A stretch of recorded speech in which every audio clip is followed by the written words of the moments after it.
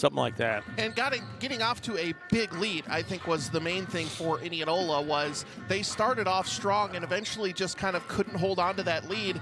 But we're going to definitely say that again for our DeArmond Ford Radio keys to the game. Indianola has been kind of the victim of slower starts, really, over the last beginning of this season, I should say. And they got off to a great start last night. Normally, it's kind of been the other way around. So to see them get off to that fast start, what we'd like to see from them tonight is being able to finish that fast start. Yeah, and then one of the keys, too, and we always point this out, and I think it's one of our keys to every game that we've been involved with so far, you've got to be able to rebound. You've got to take that away from your opponent. And it's important every night, and tonight especially, because you've got a team now that's coming in that's really can shoot well, and they've got Daisha Foster, who is just dynamite. She'll score around 24, 25 points. You got to keep her from doing that. So anyway, that will cover in our keys of the game. Rick, and you say the 23.7 points. I think everyone knows that she's capable of that. I think the more prevalent stat for Indianola, and you mentioned the rebounding, 18 rebounds a game for Daisha Foster. That's definitely going to pop back up in our DeArmond Ford Radio Keys to the Game segment here after a quick break. But Indianola girls basketball, they evened their record with a nice little Hawkeye Conference victory over Newton a week ago.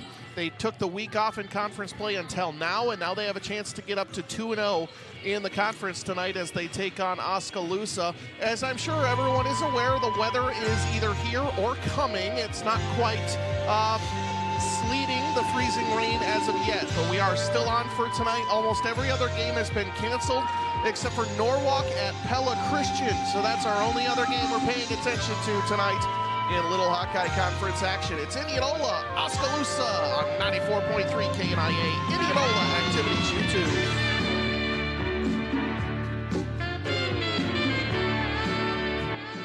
With winter just around the corner, now is the time to make sure your roof is prepared. If your roof was affected by any of this year's storms and hasn't been inspected yet, don't wait. Contact the experts at Wolf Roofing for a free professional inspection. Peace of mind is priceless, especially when it comes to your home. Call Wolf Roofing today and we'll ensure your roof is ready to face whatever winter brings. Call 515-225-8866 to schedule your inspection or visit us online at wolfroofing.net. Wolf Roofing, local, experienced, trusted for over 30 years. Check out these awesomely hot deals at your Indianola Hy-Vee this week. Cook's Super Trim Ham Portion, $1.69 a pound. Campbell's Chunky Soup, 3 for $5. Hy-Vee Fresh Boneless Skinless Chicken Breast, $2.99 a pound. General Mills Cereal, 2 for $5. Also Hy-Vee Peanuts or Cashews, halves or pieces, 2 for $5. All those deals and more this week at your Indianola Hy-Vee. Hy-Vee, where there's a helpful smile in every aisle. Welcome back to pregame coverage live on 94.3 KNIA and Indianola Activities YouTube. We are joined by an Indianola alum making his way back to Indianola High School. Duncan Davitt is right next to us up here. Thanks for joining us. Indianola basketball set to take on Oskaloosa. He's Rick Wilson. I'm Andrew Swadner. And Rick, let's jump into our DeArmond Ford Radio keys to the game. Number one for me is going to be controlling Daisha Foster on the rebounds. Her points can come from offensive rebounds. That's not necessarily where all of them come from, but if you can limit her opportunities on the boards, keeping some of those easy buckets away from her, I think that's going to be key for Indianola's interior defense tonight. Yeah, it really is, and she is just everywhere on the floor. You've got to be able to contain that. Good point. My key is controlling the turnovers. That's a big key for us. We have been in double figures in the 20s. Pretty much almost every game, and we've got to be able to cut that down quite a bit, Andrew. And this Indianola team, I think, will want to push the pace a little bit more tonight. Oski's a team that I think probably prefers to play the half court, or at least that's what we've seen. You know, when you have as player a dominant as Foster, you're not going to want to get out and run. You want to get in your half-court setups and get her the ball down low. So I think playing a little bit faster tonight is going to be a big part in limiting those turnovers. Can they beat them on the break? Can they get the ball quickly down the floor and get some easy points? Yeah, I totally agree with you on that, and that's going to be a key factor there also. You know, not only do you got to watch out for her, but I'm thinking the sophomore Cole, some of her things that I've seen her do here. Just on paper, it looks good, and we got to be able to control it. Yeah, and of course they've got the other senior is DeRonde Gracie. She's been on that team, so she'll give you some key minutes and key time. She's averaging not quite double figures, but 9 points a ball game. All right, that is our DeArmond Ford radio keys to the game. You'll enjoy doing business with DeArmond Ford and DeArmondFord.com. Do want to mention to everybody that you're listening to the Heinz Mechanical Indianola Indians radio network. Heinz Mechanical, your premier Lennox dealer in Warren County. Service done right. Coming up is our starting lineups presented by Edward Jones Financial Advisor Grant McGraw. But Rick, let's talk a little bit more about Indianola girls basketball last night on the road at Ames and just the fast start. And you got a chance to see it, what was working and then what wasn't working in the second half. Well, the second half, they did a great job of controlling the two of the girls that were on the squad for Ames, and that was Williams, number 25, and number 3 for them. I can't think of her name right now, but it escapes me. But those two girls, they had control of them until about midway through the third quarter, and then it's like they just took over. And they rebounded. They had some turnovers. They scored. We had 8 points in the third quarter and 6 in the fourth quarter. That was our scoring in the second half. And I think the fourth quarter for Ames was something like 21 points, something like that. So, but that was just, just couldn't quite keep up with the Ames little Cyclones. And I don't even think it was necessarily running out of steam. I think Ames just found what was working and kind of pushed in on that. But to me, Indianola also went cold from the field, and sometimes that's just going to happen. But we know that this team can be good shooters, so I would like to see them not be gun-shy a little bit from last night and still be able to pull the trigger from deep, despite missing a lot of shots from outside yesterday. Yeah, I hope they do that tonight. They come back. Last night's over. It's done. You got to come out. You continue to play your style of basketball. Take those shots. Lauren Olson hit a couple of nice shots from the outside last night. Madison Grover was just phenomenal inside and outside, and her rebounding was well. Dana Blake, she did all right last night. There was a couple of times I was sitting in the stands watching, and I kind of went, okay, Dana, take it to the hole, and she'd pass it off and might get an assist out of it. But watching Dana all these years, she's one of those can be aggressive, and we want her to be aggressive and take it to the hoop. All right, we'll take a short time out. We'll come back with our starting lineups presented by Edward Jones Financial Advisor Grant McGraw. You're listening to Indianola Girls Basketball on 94.3 KNIA Indianola Activities YouTube, and we're going to be back after this. Have you heard the news? No, what is it? People's Bank is giving out more than $1 million in rewards to people with Kasasa checking. Wait, say that again? People's Bank is giving out more than $1 million in rewards to people with Kasasa checking accounts. Usually you put your money in a checking account. You don't get money back. Not if you're a People's Bank Kasasa checking account holder. When you have a People's Bank Kasasa checking account, you can earn cash rewards for doing simple things like getting e-statements, using online banking, and swiping your debit card. Wow, People's Bank really does reward its customers. Yeah, to the tune of $1 million. How do I start earning rewards? It's easy. Open an account online at mybankpsb.com or stop into any People's Bank location to open an account and start getting rewarded today. I'm already starting to think about what I can buy with my rewards. Dream big thanks to the rewards checking from People's Bank. Service you expect from people you trust. People's Bank. People's Bank, member FDIC.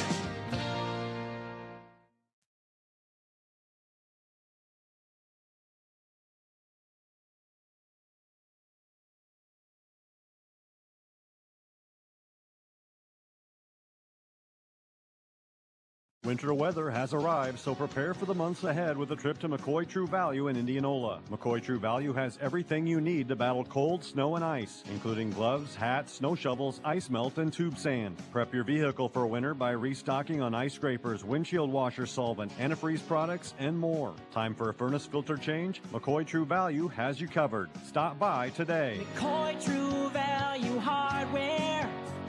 Service with heart. Cold weather is coming, and extreme cold weather puts an enormous strain on your home heating system. Heinz Mechanical is currently servicing many homes in the Marion and Warren County areas to make sure home heating systems are ready for the extreme Iowa winter weather. Don't be left out in the cold or living in a cold house. A simple call to Heinz Mechanical, and they'll have one of their big white and red trucks to you in no time. Make sure your home heating system is ready for everything. Old Man Winter dishes out. Call 515-337-2074. Heinz Mechanical, service done right. Your next leasing experience should deliver maintenance-free, stress-free living in the communities with conveniences. Our Arcading Properties pet-friendly communities cater to everyone from young professionals to families and downsizers. Our leasable townhomes offer a private front door and attached garage conveniently located near your workplace. It's the perfect blend of comfort and convenience. Trade apartment living for your new townhome lifestyle. At Kading, we make leasing easy. Visit kadingproperties.com to view available townhomes near you and discover why Kading Properties is the perfect fit for your lifestyle. Financial investments are very important, but so are the investments of time, patience, and encouragement our young athletes receive from their coaches, teachers, and mentors. Grant McGraw, your Indianola Edward Jones financial advisor, understands this. That's why Grant McGraw is a proud sponsor of Indianola girls and boys basketball on KNIA. For all of your investment needs, call 515-962-2704 or visit edwardjones.com. Edward Jones, member SIPC. We're back very briefly on 94.3 KNIA, Indianola Activities YouTube. Indianola hosting Oskaloosa tonight. He's Rick Wilson. I'm Andrew Swatter. Our starting lineups presented by Edward Jones financial advisor Grant McGraw is coming up, but as well as our national anthem. But Rick, we should have a pretty good atmosphere tonight. I think one of the things we want to make sure everybody knows, if you are out driving tonight, please be as safe as possible. The roads are going to be very slick once that freezing rain sticks on the ground, temperatures fall. It was very cold out today. It's not going to take long for that freezing rain to create ice all everywhere. So just make sure if you are traveling tonight, please be as safe as possible. We cannot stress that enough, especially those maybe watching the video or I guess maybe coming for the boys game later, but either way, just stay as safe as possible. Our starting lineups being announced here right now. Mr. Rick Wilson, take it away. Thank you, Andrew. Oskaloosa, Terrence Cunningham will start tonight. Looks like number 1, she's a sophomore. That's Haley Parker. Number 5 is a sophomore, Naomi Cole. Number 11 is a senior. That's Hannah Nelson. Number 13, a senior, Gracie DeRonde. And number 22, a senior, Daisha Foster. For Indianola, and Jeff Jensen, the starting lineup will look like this. Number 4, a junior, Lauren Olson. Number 13, a sophomore, that's Madison Grover. Number 22, a sophomore, Alexa Geyer. Number 23 is a senior, that's Dana Blake. And number 24 is a senior, that's Zoe Belt. There's the lineups for Indianola and Oskaloosa. Tonight's starting lineups have been presented by Grant McGraw at Edward Jones Investments. If you're looking for a fresh start financially or need to tweak your investment lineup, contact Grant McGraw at Edward Jones Investments in Indianola. That wraps up pregame coverage live on 94.3 KNIA Indianola Activities YouTube. We'll come back after the national anthem and welcome you inside the Indianola Hy-Vee radio broadcast booth on KNIA Indianola Activities YouTube. The holiday season can be magical. It can also be expensive. If you're looking to spread a little cheer without racking up high-interest credit card debt, Community First Credit Union's Holiday Loan Special can help. Light up the holidays with our limited-time offer on an unsecured personal loan. Get a better rate than most credit cards with no collateral requirements. To apply, visit any C First location or go to c1stcu.com/holiday loan today. Loans are subject to credit approval, federally insured by the NCUA.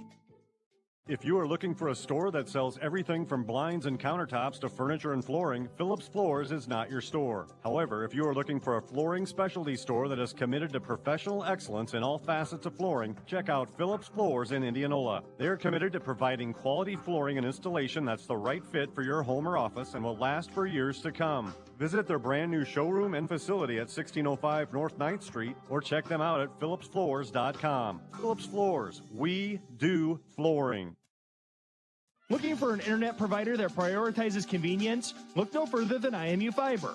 Our local and community-focused approach means faster support wait times, quicker response time for service issues, and a commitment to hometown values. Our state-of-the-art fiber network platform ensures unmatched reliability, resulting in fewer service slowdowns and interruptions. And the best part? No contracts, no data caps, and no fine print. Just great service from people you know and trust. Experience the IMU Fiber difference in Indianola today. Hello, folks. Rebel here. You know winter is among us, and outside projects naturally take a back seat to the holidays. But if saving money is your thing, All American Exteriors is here to help. That's right. Now through the end of the year, we have our lowest prices of the year. We have already started getting our price increases effective January 2nd. So if you need a roof, siding, or windows to make your house a home, what should you do? Call now. 515-255-4872.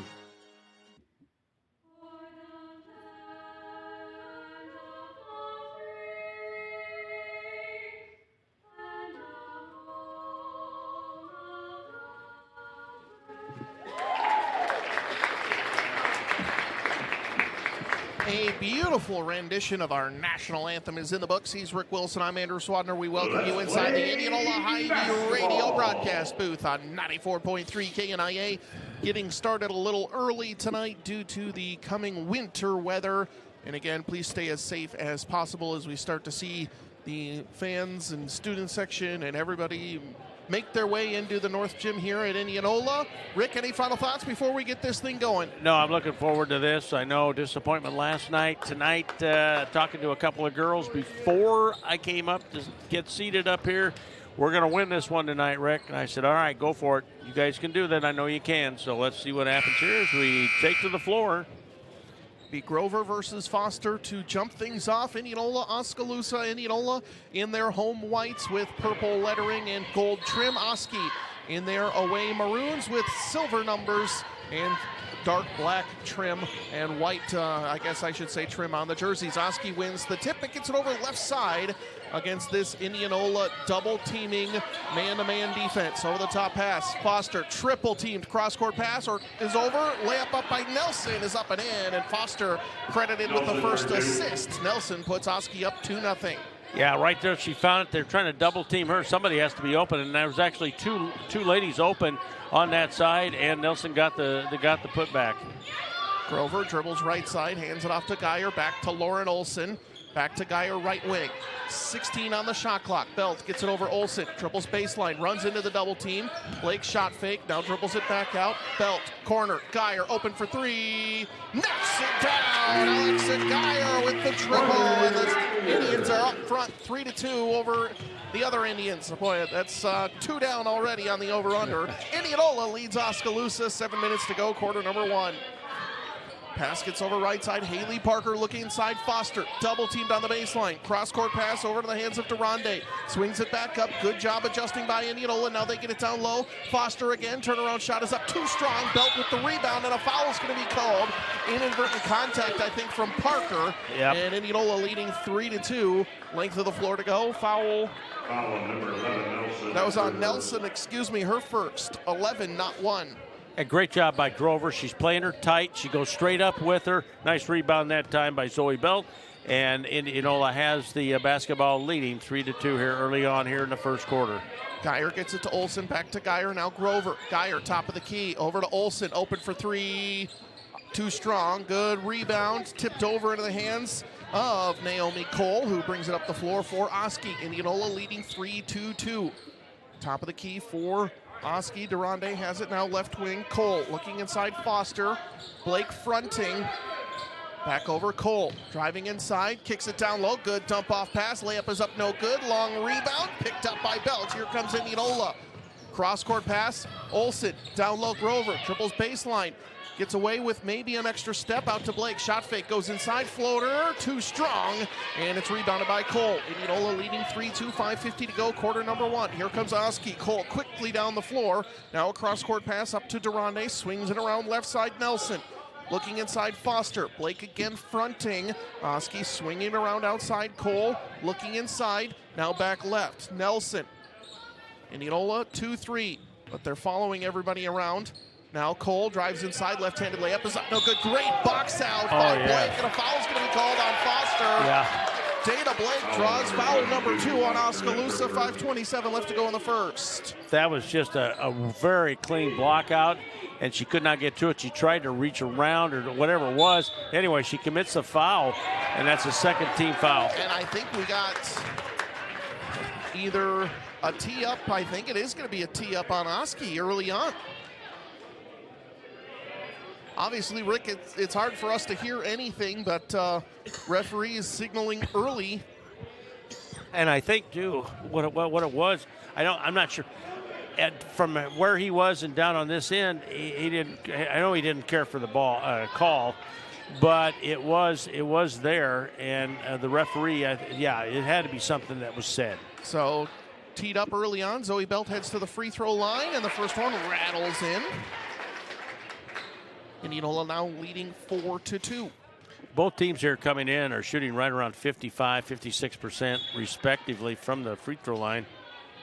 Second one no good for Belt as Indianola leading 4-2, 5:27 left to go in the first. And a technical foul gives Indianola the ball, sideline inbound. Olsen has it at the top of the key. Over the top, Grover. Fake, goes right to the lane, shot blocked by Foster. They battle over it, Foster grabs it. He got a whistle. A jump ball is going to be called, and that's Indianola ball. Oski on the wrong end of a couple calls here, Rick. And yeah, I thought that might be a foul on I also Grover, thought that but would be a foul on Grover. 5:17 to go, and it's Indianola ball underneath. Olsen to pass it in. Over the top finds Grover. She gets it, double teamed, nearly loses it. Now she does lose it, and Durande comes up with it. Gets it right side. Here comes Oskaloosa. Parker. Back to Durande, swings it around Cole.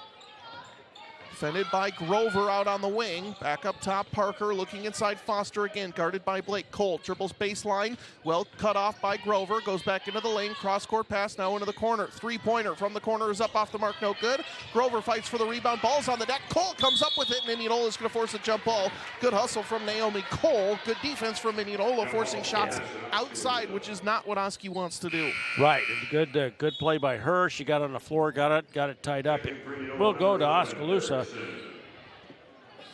Oski ball underneath. Hadley Erickson comes on for Alexa Geyer. Over the top pass is going to find Cole.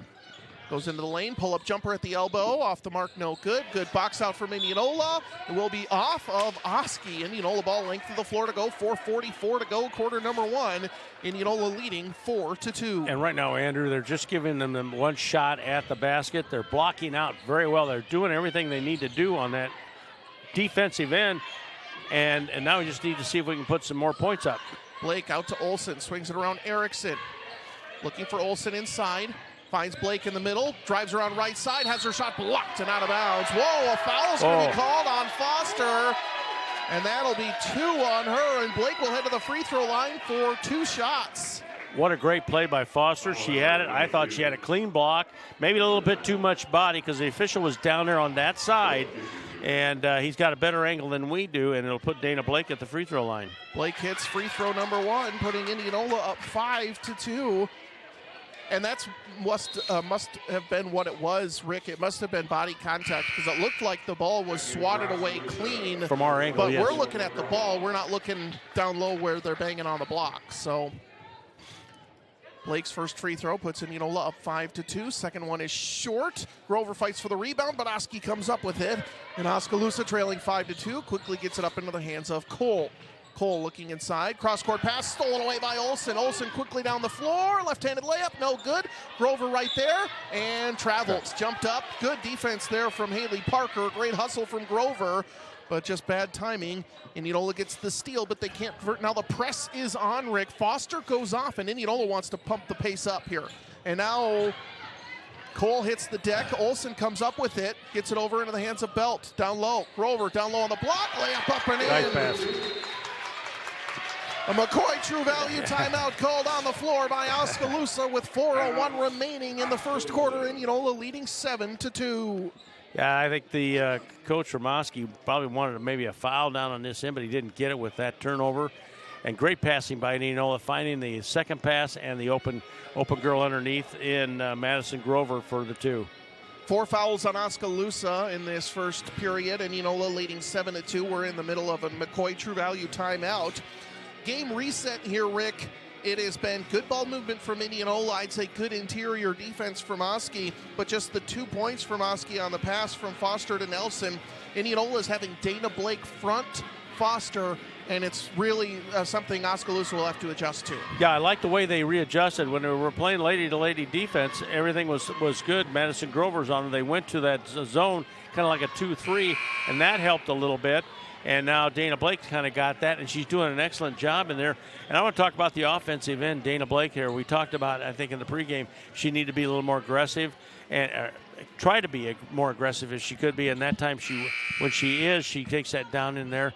Did a great job, and 7-2. We come out of the timeout. Oski's got it, and a little bit of pressure, three-quarter pressure from Indianola. Looks like a trap defense set up by Indianola. Dribbling left is Parker. Grover at the top of this lane. Cole gets it over half court. High pass is going to go out of bounds, and Indianola forces the turnover, and it'll be Indianola ball. 3:51 remaining in the first, leading 7-2. Length of the floor to go.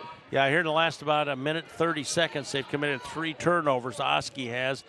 And now Indianola has the ball. They're going to bring it into the forward court. Oski in a 2-3 zone, gets it over to Grover, right wing. Looking inside for Olsen, can't find her. Swings it back around to the top, Belt. Now left side, Erickson.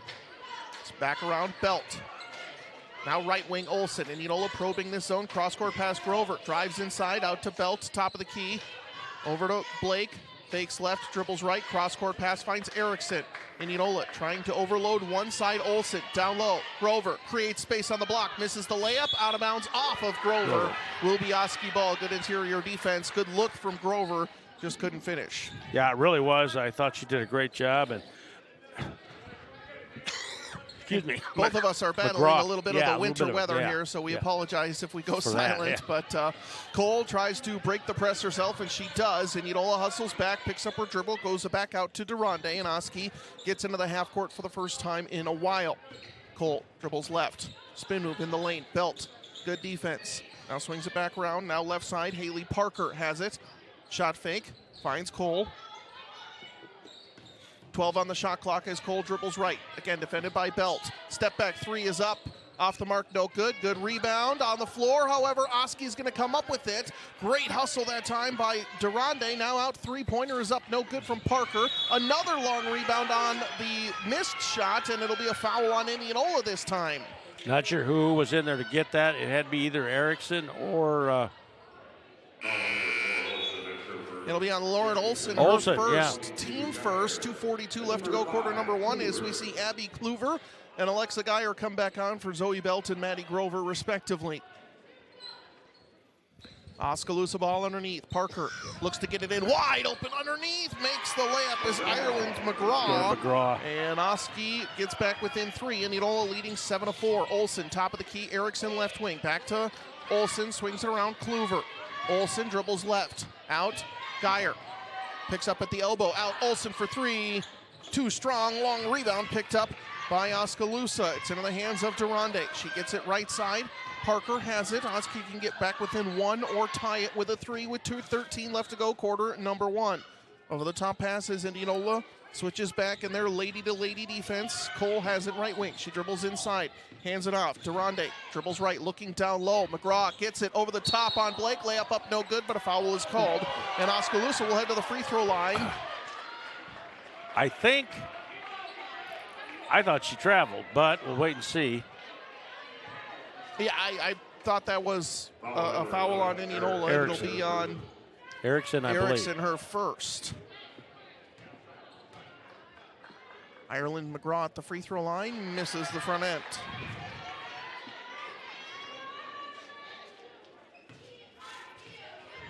Second free throw. No good. Olsen with the rebound. Indianola under 2 minutes to go here, quarter number 1. Indianola leads 7-4. I know the scoreboard says 5, but 2 missed free throws as Geyer gets it. Kluver back to Geyer. Swings it into the corner. Olsen down low. Blake on the block. Shot fake. Good defense, but Blake finishes anyway. Blake gets her first points in Indianola, up to 9 points in the first. Nice move by Blake. She stood her ground, did a nice fake move, and then put the ball up and got 2. Over the top pass. Cole quickly, nearly stolen away by Blake, but it gets it down low to McGraw, who gets an easy 2.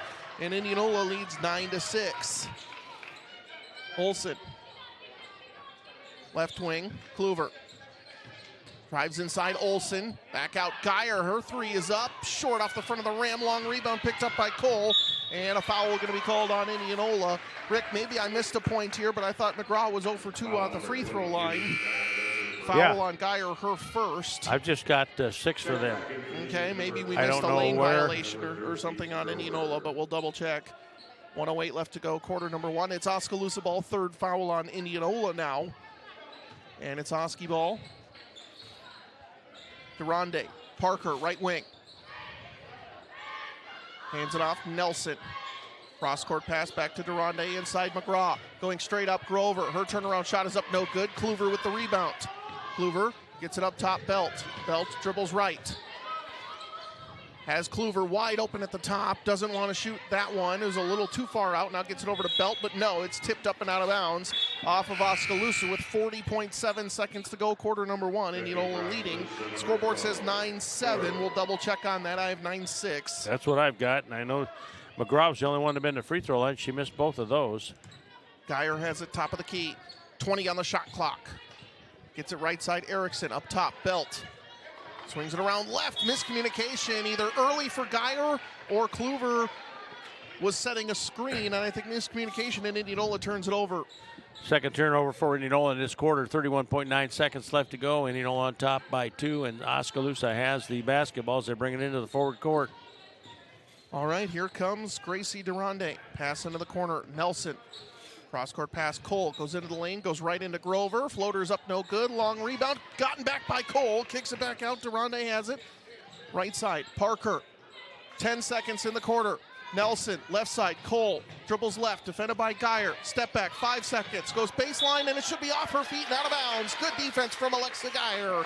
Forces the turnover, and Indianola ball with 3.5 seconds to go. That's what you teach these kids. Move your feet. Keep your feet moving, and things will happen. And right there, she did a great job doing that. Erickson gets it, goes into the lane. Shot at the buzzer, off the front of the rim. Does not fall, and Indianola will have a lead at the end of the first. What it ends up being, I have 9-6. We'll double check after this inside the Indianola Hy-Vee radio broadcast booth on KNIA, Indianola Activities YouTube.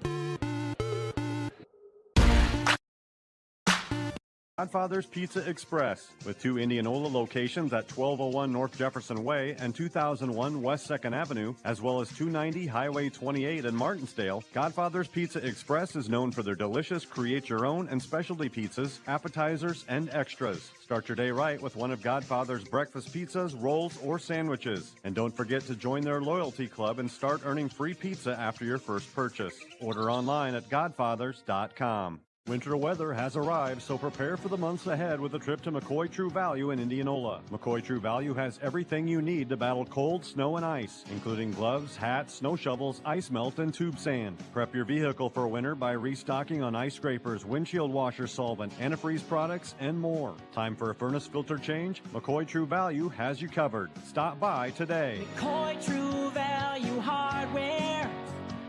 Service with heart. Welcome back inside the Indianola Hy-Vee radio broadcast booth on 94.3 KNIA, Indianola Activities YouTube, the Heinz Mechanical Indianola Indians radio network. Indianola leading at the end of the first quarter, and 3 seconds in the lane is going to be called on Indianola on their first possession, 8 seconds into the quarter, and Indianola will turn it over and give it right back to Oskaloosa.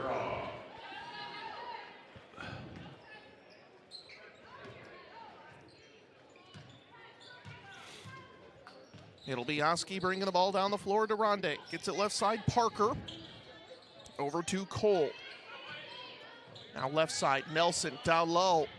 McGraw, shot is up, no good. Rebound Belt, here comes Indianola. They have numbers if they want to push. Olsen dribbles right, puts up a floater in the lane, too strong. Grover there for the rebound, and gets it on the block. Has to face a couple of different people reaching in, and it will be a foul on Oskaloosa on the interior defense. Yeah, I think Durande reached in. Let's check the call for sure, see what the yes. It's her first, so Foster with 2 for Oski. Everyone else with 1 as Indianola runs their inbounds play. Olsen tried to get it into Grover, but nobody home, and it's stolen away. 2 possessions, 2 turnovers for Indianola to start the second quarter, leading 9-7 on the scoreboard. We'll go with that for now, Rick. Yeah, we're going to have to because hopefully we can catch up. We must have missed something. But either way, pass gets down low. Over the top pass for McGraw is too high, and Grover comes up with it. Blake gets it over Geyer, right side. She's going to go right into the lane. Fakes right, goes left, finishes at the rim. Alexa Geyer with tonight's drive to the basket. Presented by Keller's Garage. Make sure your vehicle is ready for those long drives ahead, and remember to simply take it to Keller's. 6:47 left to go, quarter number 2, Indianola leading 11-7. Now Cole gets it in, goes baseline, left side, Nelson. Back to Cole, top of the key. 16 on the shot clock and counting. Indianola playing good interior defense. Now left side, Durande. Back to Cole, top of the key. Cole tries a handoff, does get it over to Parker. Parker down low, Cole, 5 on the shot clock. Cole nowhere to go, top of the key, long 2 is up, and it is good. They counted at the triple by Hannah Nelson, and it's 11-10. Indianola leads by 1. Yeah, the only thing I can think of is if Nelson's first shot was a three-pointer, but I don't think it was. And Belt drives inside, and she is fouled on her way to the basket, and it'll be Zoe Belt at the free throw line for 2 shots. It wasn't, Rick, because it was a layup. Layup, yeah, I was going to say. The only thing we could have missed, and again, sorry we keep harping on this, but might have been a free throw. Was the free throw. Both of them were missed, but a lane violation is what we might have missed, Rick, which might have given that point to Oskaloosa. Belt's first free throw goes long. She's now 1 of 3 at the line today. Coming on is Dassa Cole, the freshman for Oski.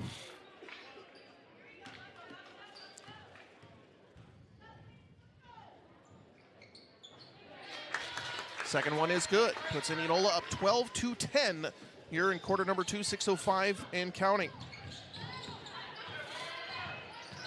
Here comes Oski breaking this kind of three-quarter court pressure for Indianola as Cole, the younger, and a reach-in foul is going to be called on Grover.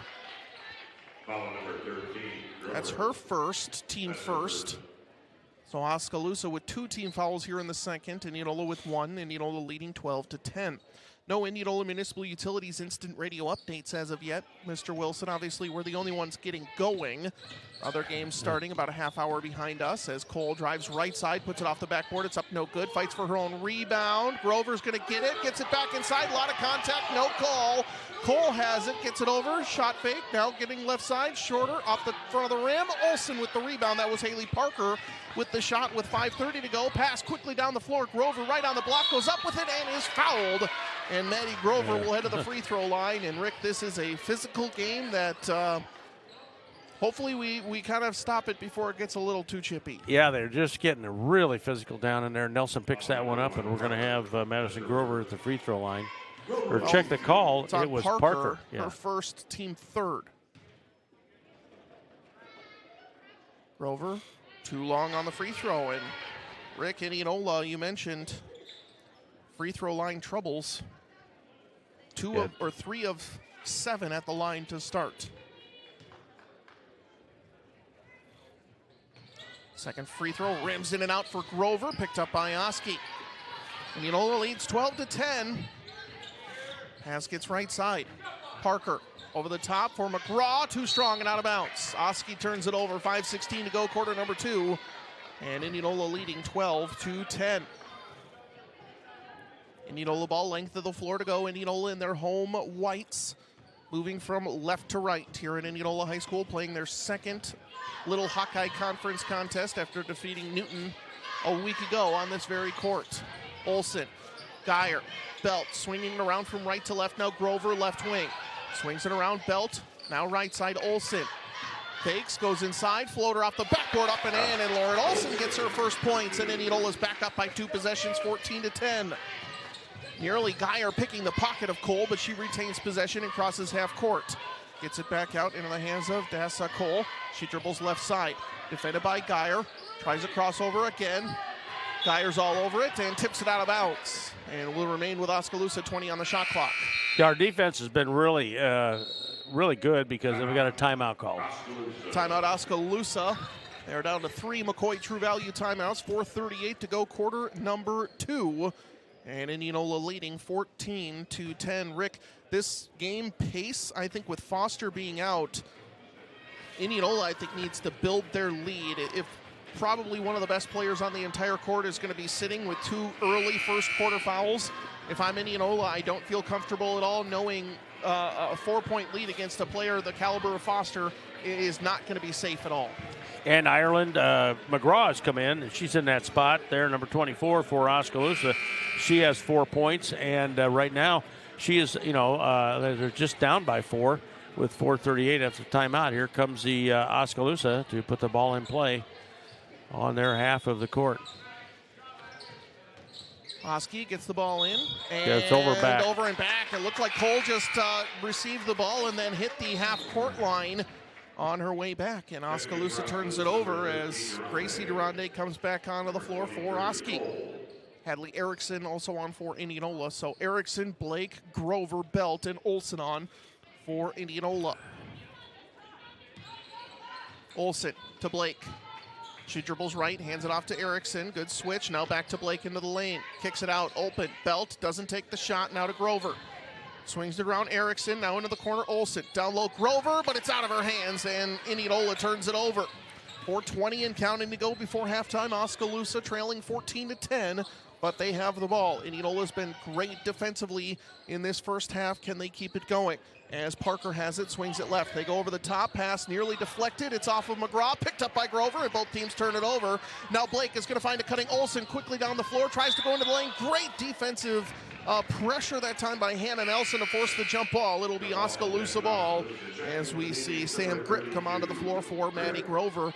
Good look from Blake there, Rick, but just better defense by Oski. Really good defense that time, and they got in there, and all she needed to do was just get her hands on the ball, tie it up, and that's what she did, and Oskaloosa has it for full court pressure put on by Indianola. Oh, over and back. That's there over we and go. back. Oskaloosa quickly got the ball up the floor. That was Pora Cole, who got it on one side of half court and then threw it on the other one, and Oskaloosa turns it over. And Rick, both teams just fighting the turnover bug right now. Indianola leading 14-10, 3:53 to go, quarter number 2.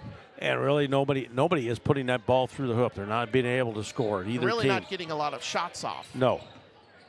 Erickson, Belt over the top. Blake into the corner. Olsen drives baseline, kicks it back out. Erickson, she'll dribble right. Cross-court pass, Belt. She'll take the open three. Knocks it down. Zoe Belt with the triple. And Indianola leads 17-10. Cole has it. Hands it off into the hands of Durande. Now right side, Parker. 3:20 to go before halftime. Back to Cole. Into the corner, Parker, catch and shoot three is up. Rims in and out, long rebound picked up by Erickson. And here comes Indianola, 3:09 and counting, gets the ball over right side to Belt. Back up to Erickson, swings it around, Grip into the corner. Olsen open for three. Too strong, long rebound, picked up by Olsen, gets it over to Erickson, swings it around, Belt. She'll drive baseline, creates some space. Oski, good defense, but Belt steps on the baseline. And it will be a turnover on Indianola, 2:56 to go before halftime. Leading 17-10. You talked about picking that lead up with Daisha Foster on the bench. Indianola really, they're slowly doing it, but they need to do it at a quicker pace like this. And now Oski has the basketball. Left side, Cole tries to get it down low to McGraw. Pass deflected, stolen away, but a jump ball is going to be forced. And it's Indianola ball as Grover comes back onto the floor with 2:42 remaining before halftime as Blake takes a seat. Good job by Coach Jensen, getting fresh legs in and out of there, moving the young ladies around, and we've got some fresh legs in there. Madison Grover back in the ball game. Belt with it at the top of the key. Now to Olsen. Inside, Grover down low on the block, tries it up and under, back out, Belt, shot fake, dribbles right, fakes the pass, goes right to the hoop, can't finish, and Grover nearly, really got away with it over and back as it's going to be picked up by McGraw, and Oski brings the ball down the floor. Nelson, or Durande, over to Parker, 2:13 to go before halftime. Parker dribbles left, picks up her dribble, pull up three is too strong, long rebound picked up by Erickson, and here comes Indianola. Erickson dribbling around left side, goes right into the lane, picks up her dribble, kicks it back out. Belt open for three. Too strong, and Grover fights for the rebound. It goes into the hands of Belt, and Indianola with another chance. Belt swarmed with defenders out to Grip. She'll take an open three. It's too strong, or too short, I should say. Erickson will go for the rebound, and she is fouled. Yeah, she's going to pick up. She'll get the. Yeah, it's on, I believe, Nelson. Is that correct? If it is, it's her second. That is on Nelson, her second. Fourth team foul for Oski. So for the last minute 49 here, Rick, Indianola shooting bonus free throws. Geyer comes back on for Grip. 17-10 is our score. Indianola leads by 7, and it's Indianola ball underneath their own basket. Olsen quickly gets it into Geyer and travels. Fake left, went right, and didn't quite dribble in between, and Indianola turns it over again. Rick, what's our turnover count? Turnover issue, Indianola was 7 right now and 9 for the Oskaloosa Indians. All right, 1:42 remaining in the first half. Indianola leading 17-10, and Parker has it. Anna Nelson with the handoff now. Durande looking inside, down low, nice turnaround shot is up, no good. Grover with a rebound. Quickly moving down the floor is Indianola. That was Leah Court on the shot, and now Indianola's pass is deflected and stolen away. Durande has it. Turnover for Indianola again. A minute 13 and counting in the first half. Durande hands it off to Cole. She dribbles left, gets around her defender, goes right to the rim, can't finish. Rebound, Court, no, up to Cole. Her offensive rebound put back is up, no good. But a foul is going to be called with 1:02 left to go in the first half. And Rick, 3 chances there for Oski, turns into 2 free throws. Couldn't quite find the bottom of the hoop, but they got up there, and it'll be it'll be Cole going to the free throw line, the freshman. First free throw from Cole is no good. Checking back in for Indianola, number 23, Blake. Blake comes back on for Erickson. 1:02 remaining before halftime. Second free throw from Cole, rims in and out. Geyer with a rebound. Here comes Geyer under a minute to go in the first half. Top of the key, Belt, no one on her. She'll just pull up for an open 3, knocks it down. Nobody goes for Zoe Belt, and she's got 8 first half points. And Indianola's doubled up Oski 20-10. Yeah, if you leave her open, she's going to take that shot, and tonight she's connected on a couple of threes. Parker has it right side. 10-second difference between shot clock and game clock. Durande has it. She dribbles right, hands it off Parker. Shot fake. Pull-up jumper at the elbow is up. Too strong, long rebound. Tracked down by Nelson, and Oski will have it with the shot clock off. Indianola leading 20-10. Pass down low, Nelson, double teamed on the block. Turnaround shot is up, too strong. Olsen has it, 15 seconds to go in the half as Olsen is fouled by Cole, and that'll be 2 free throws for Lauren Olsen. 14.1 seconds remaining in the first half. Fouls on Pora Cole, her first. Olsen to shoot 2.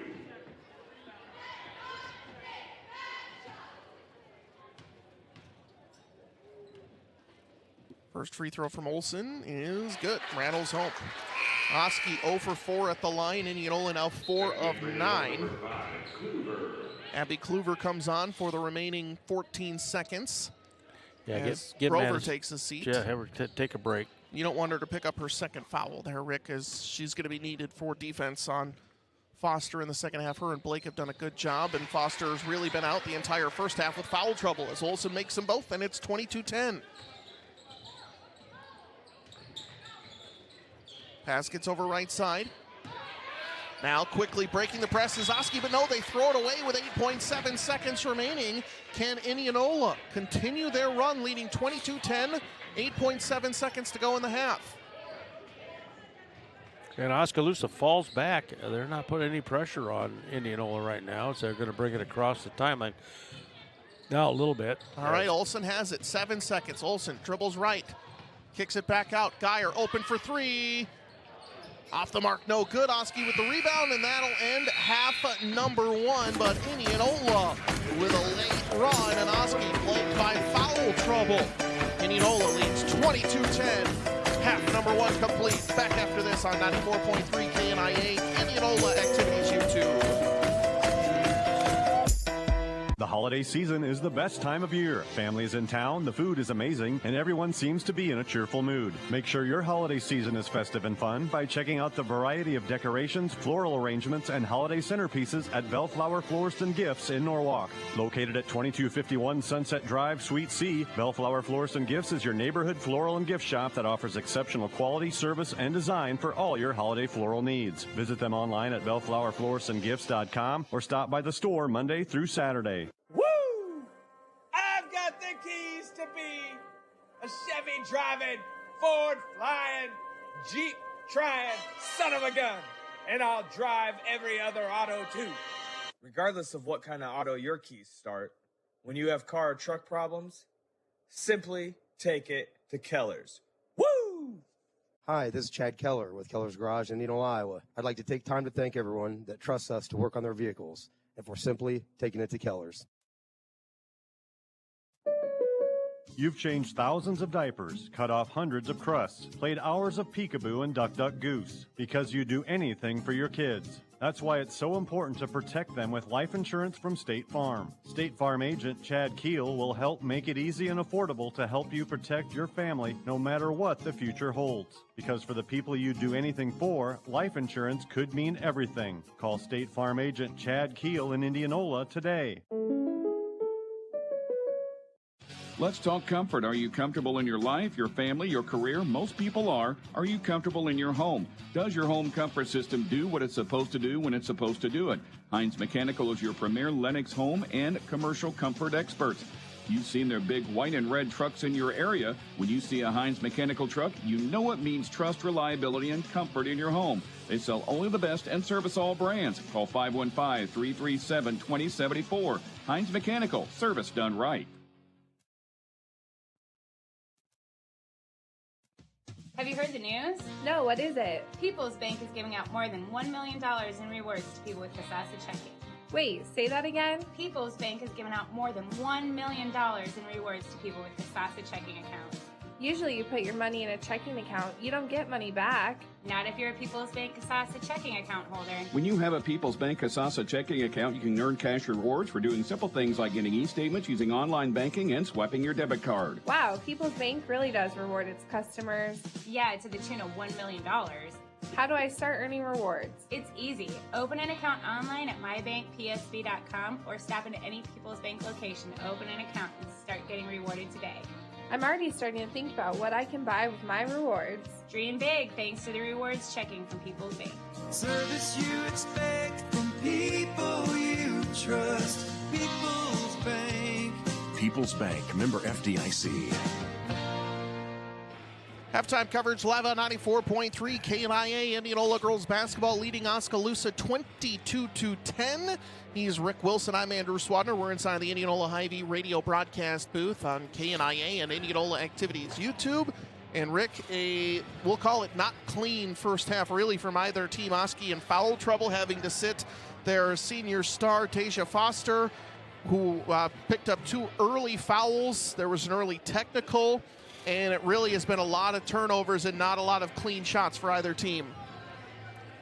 Yeah, it's been that way. And, of course, you're talking about the way they've played it, Andrew. 8 turnovers for Indianola in that first half, 11 turnovers for Oski in the first half, too. I can run down the scoring real quick. Let's hear it. Yeah, I got it for you. I got Ireland McGraw with 5, and it was Hannah Nelson with 5. The one point we were looking for, we believe it was Ireland McGraw, who was 1 out of 2 from the free throw line. They were 1 out of 4, 1 for 4. Oski shot in the first half. For Indianola, Lauren Olson with 4 points, 2 for Madison Grover, 5 for Alexa Geyer, 3 for Dana Blake, and Zoe Belt has 8 points. Indianola 5 out of 10 from the charity stripe. Lauren Olson 2 for 2. And 2 out of 4 was Zoe Belt to lead Indianola in that first half as they lead 22-10 here at halftime. All right, Indianola ahead by 12. Got a chance to chat with the with upcoming boys basketball coverage. The Wilmot family got a chance. Cousins are in town. to see Derek play later. Just want to mention, he said we've got listeners from South Dakota, I think, from Pennsylvania, from Iowa, from Minnesota. So it is truly across the nation broadcast here tonight, Mr. Wilson. I don't think anything overseas this week. Maybe not. I don't think so. I'm not I think sure. Florida's listening, but well, you're never Florida, quite sure. and I know Vancouver, Washington. So Yeah. we go. That's our mainstay right there. But looking at this too, as far as rebounding, I had 11 defensive rebounds for Indianola, 9 for Oskaloosa, 4 offensive rebounds for Indianola, 3 offensive rebounds for Oski. So that's a rebounding situation as we are at halftime with Indianola leading 22-10 over Oskaloosa. Well, I know we're going to have our second half adjustment segment here coming soon, but Rick, I think Indianola needs to brace for the fact that Foster's going to be back into the game, and that changes this Oski team quite a bit. Anytime you hold a 23.7 points per game score to basically nothing in the entire first half, and again, 2 early fouls, she's a big part of this Oski offense and defense, and Indianola leading 22-10. What do you think they're going to have to do to try and avoid a repeat of last night where they got up big in the first half against Ames and weren't able to hold on? Yeah, and of course, it had been nice to have her in the ball game so she could play, and we could play against her. Right now, she's going to come in, and you know she's going to be a force in there. We did very well when we were playing the zone. We had Madison Grover on her, Blake was kind of help cover, and lady to lady. They switched back and forth. But Blake was fronting Foster the entire time, Yes. and that was really interesting to see. I love the adjustment made by Coach Jeff Jansen because, you know, Dana's going to be very active in front of Foster that entire time, and I'm curious to see, you know, what that will look like here in the second half. But we got to take a quick break. We'll do full second half adjustments. You're listening to Indianola Activities YouTube and 94.3 KNIA, of course, Indianola, AM 1320, FM 94.3 KNIA, Knoxville, Indianola. Back after this for halftime coverage in the Indianola Hy-Vee radio broadcast booth. Your next leasing experience should deliver maintenance-free, stress-free living in the communities with conveniences. Arcading Properties' pet-friendly communities cater to everyone from young professionals to families and downsizers. Our leasable townhomes offer a private front door and attached garage conveniently located near your workplace. It's the perfect blend of comfort and convenience. Trade apartment living for your new townhome lifestyle. At Kading, we make leasing easy. Visit kadingproperties.com to view available townhomes near you and discover why Kading Properties is the perfect fit for your lifestyle. Attention job seekers, Cementech in Indianola is now hiring for various positions. Join their team and enjoy competitive pay and amazing perks. Say goodbye to medical insurance deductions because they offer free medical insurance premiums. No payroll deductions. Cementech is also 100% employee owned, which means you'll receive annual stock grants to grow your retirement savings. They also award annual educational scholarships to the children of employees. Visit them today at cementech.com/careers and be part of the Cementech family in Indianola.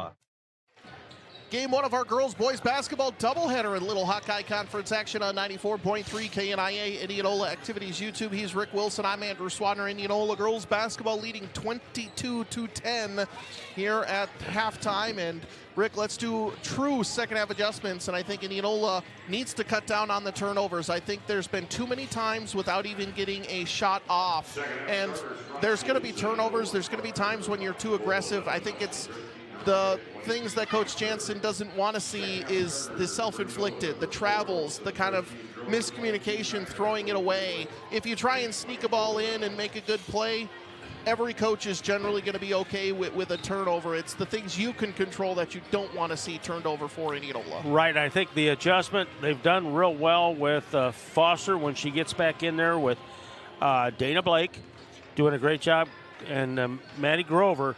And I think a key to this might be Sam Grip.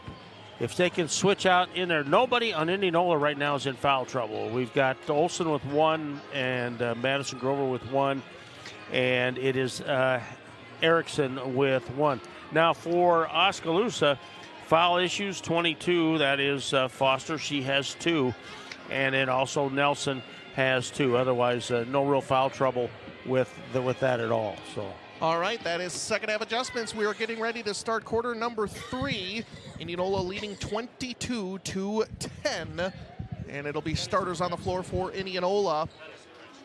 Grover, Blake, Olsen, Belt, and Geyer.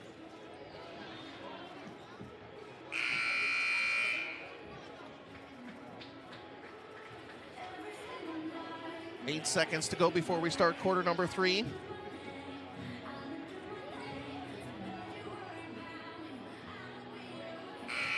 All right, and it'll be Oski ball to start quarter number 3. He's Rick Wilson. I'm Andrew Swatter. We're inside the Indianola Hy-Vee radio broadcast booth. We had Mr. Davitt check the I texted book. Coach Carlin down there, and he said that McGraw was 1 of 2 for free throws, so that's where we're going up. with it. So yeah, we're going with it. Quick pass up to the top for Nelson. Her 3 at the top of the key is up and in, and Oski, first possession of the third quarter, hits a triple, and they're back within 9, 22-13. Geyer. Grover out on the wing, back over to Olsen. Olsen dribbles left, kicks it back to Blake, finds Grover on the cut, double teamed on the baseline, going still facing 2 defenders. Someone has to be open, pass down to Olsen. Her shot is up, no good, fights for her own rebound, gets it, kicks it back out. Geyer drives inside, puts up a floater, it's up no good, but she's fouled in the attempt. And Alexa Geyer will head to the free throw line for 2 shots. Yeah, Geyer, what a nice move. She got that, got kicked out to her. She took it right to the hoop, drew the foul, couldn't make the shot, but she's going to be at the free throw line shooting. And Geyer, just 53% on the season, and her first attempt tonight does not go. Foul is on to Ronde, her second. Oski's first team foul of this third quarter. Second free throw from Geyer is good. And Indianola shooting 50% from the line, leading 23-13. 6 of 12. Parker has it for Oski. Indianola switching, gets a screen, trying to fight through it. Now, quick far side, deep 3 is up too strong. However, good rebound from Durande. Her putback shot is up and in. Indianola's lead, 23-15. Belt dribbles right side. Pass nearly stolen away. It is stolen away. Naomi Cole going down the lane, stopped by Belt as her shot is deflected. Now Belt quickly, quarterback throws down to Grover. Her layup is up and in. Maddie Grover with the finish. Great assist from Zoe Belt, and Indianola's back out in front by 10. Nice, quick, fast break down the floor. Recognized Grover down there open, and we got the easy look. 6:33 left to go, quarter number 3, Indianola leading 25-15. Durande has it in the right corner. They look to get it into Foster. The double team is late, and Foster gets her first points on a quick layup. Blake has the front, but the pass over the top. There has to be the extra defender there, Rick. Otherwise, she's just going to get an easy one, and that's what we saw there. Pass gets into the corner. Grover tried to drive, lost her footing, tried to get it into Blake, but her pass is tipped up and kicked. Yeah. And it will be Indianola ball underneath, 6:10 to go in the third. Well, just having a little bit of trouble trying to get inside with it. And right now, I think that they need to take it out and move that ball around. Let's see what they got a whistle, and they're going to the bench to check something. So the referee's double checking. Indianola still with their full complement of McCoy True Value timeouts here, Rick. Coach Jeff Jansen hasn't needed to call one yet. Things going fairly okay for Indianola. Oski down to 3. Indianola no fouls in this quarter. Oski with just 1. Lauren Olsen will take it out for Indianola as we have things reset, and it'll be Indianola ball. Olsen quickly and Blake on the block. Her shot blocked by Foster. Oski saves it in bounds, goes right back to Blake, however. She's triple teamed on the block, and a jump ball is going to be called. Forced by Oski, and Indianola ball underneath. We're thinking about what to do with it instead of just automatically trying to do something with that basketball. Fortunately, on the jump ball, we get the ball underneath our basket. Over the top pass for Belt. Now right side. Geyer looking inside for Blake. Can't find anything. Back out to Belt. Indianola leading 25-17. Blake has it out. Geyer, shot fake. Dribbles left, goes into the lane. Back to Blake. She dribbles baseline. Kicks it into the corner. Grover, she's open for 3. Rims in and out. Long rebound picked up by Nelson. And here comes Oski. Her pass is deflected by Olsen, however. And now Olsen commits the foul on Gracie Durande. It'll be Indianola's first, Olsen's second. First of the quarter for Indianola. 5:42 left to go in the third. Believe we have our first Indianola Municipal Utilities instant radio update coming in, Rick. Norwalk 24, Pella Christian 8 at the end of the first. That's a girls' score. That is girls. Yeah, they just got started at about 7 o'clock, right? Or 6 o'clock. They started at normal time. We started at 5:30. Is now it's going to be cold. Jumper is up too strong off the rim and out of bounds. Will be Indianola ball. Length of the floor to go, leading 25-17, 5:31 remaining in the third quarter. Erickson came on for Olsen, who picked up her second, as Geyer brings the ball down the floor. Geyer dribbles right. Back up top, Erickson looking inside. Grover gets the ball, sees Parks, and nice. Grover right to the rim and finishes. Grover's got 4 in the third, and Indianola leads 27-17. Good job of finding Maddie, and a great move by her to get that bucket. 5:04 to go, quarter number 3. Cross-court pass, Nelson into the corner, and Indianola nearly gets the steal as they get it back out, but Grover's going to commit the touch foul as Parker drove inside, and Indianola commits their second team foul of the third. Grover picks up her second. Now, couple Indianola athletes with 2 here, Rick. Yeah, both Olsen and Grover with 2 fouls now. Oski underneath. Deep pass goes all the way up top to Durande, now inside Foster. Double teamed, creates space. Parker into the corner, back to Foster, wide open underneath, and gets the 2 to go. Indianola's lead 27-19. Here comes Geyer. Quickly out, Belt, shot fake, dribbles right, has 3 defenders on her, now quickly gets it over to Geyer. Indianola, Rick, just not pulling the trigger on some maybe shots that we know that they can hit. As Blake goes into the lane, her pass deflected out. Geyer gets it into the backcourt, creates space, gets it over for Erickson. 15 on the shot clock as Indianola resets. Grover back to Erickson, swings it around Geyer. Inside, Dana Blake into the corner. Belt dribbles baseline. Tries a cross-court pass, stolen away, saved back in bounds by Oskaloosa. And they have a chance to get it back within 3 possessions here with a bucket. 4:10 remaining in the third quarter. Parker over the top, Foster late on the double team again, goes, turns around, layup up and in, and that's going to prompt a McCoy True Value timeout with 4:04 left to go in the third. Indianola leading 27-21. Rick, if you're going to front the post player, you cannot be late on the double team because there's nobody there if she gets the ball. Yeah, she's going to make that move and get around you. You've got to get down. You've got to get down on her. And as she turns to go, you've got to be there so that you can stop her. And right now we're not able to do that. They're trying to stand up with her, and you're not going to do that. It's not going to happen. So they've got to be down there, and when she makes that turn to go to the bucket, you've got to be there ready for it. And there's no one there. So 27-21. Indianola's lead is cut down to 6. It was 12 at halftime. And with 4:04 remaining in the third, it'll be Indianola ball, length of the floor to go. And Rick, this is what Indianola did not want to see happen, was kind of a repeat of last night where they had the big lead at halftime and see it get wiped away a little bit. And you know, Oski, when they've got it, it's going to go inside to Foster, so they've got to prevent that. And hopefully at that timeout, they were able to talk about it. Grover has it left wing as Indianola sets up their offense. Oski in a 2-3 zone. Geyer has it right wing. Back up top, Belt. Shot fake, dribbles left, goes into the lane, loses the ball, turns it over. Indianola gives it up to Oskaloosa, and here comes Oski. Parker has it right side. 3-pointer, Cole. Off the mark, no good, and out of bounds after it hits the top of the backboard, and Indianola catches a break because that's a good shot for Oskaloosa. It is, and Indianola comes down here. They've got to move that ball around that perimeter and find that opening. They're not going to be able to drive to the bucket. That's just not in the plans for them. They've got to find that open shot. May not be a 3, but find that maybe 15, 16-footer somewhere in there where they can pop some points and try to get them out of position. Lauren Olsen gets it inside to Grover, straight to the rim. Layup is up no good, but a foul is going to be called. And Maddie Grover will head to the free throw line for 2 shots. Or do what Grover did with the lady-to-lady defense.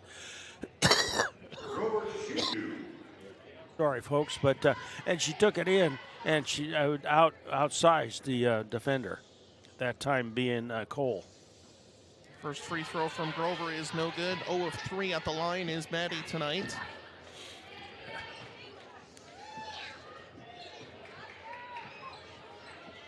Second free throw for Grover.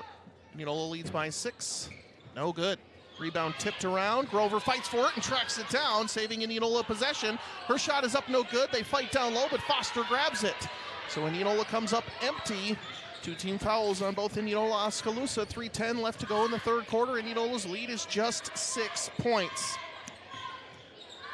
Up top, Nelson Down low, Foster creates space. Turnaround shot is up and in. Count the bucket and a foul. Yeah. Foster 8 points in the third quarter, and Oski's back within 4. Yeah, she just gets that, turns around, makes that shot, and that time the foul was committed, this time by Dana Blake. Third team foul for Indianola here with 3 minutes to go in the third quarter. Foster's free throw is short. Rebound picked up by Erickson, but a jump ball is going to be forced. And that is Oskaloosa ball, Rick.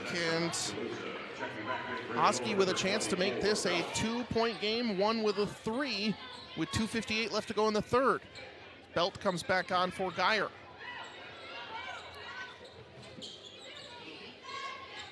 Over the top pass is going to be out for Oski.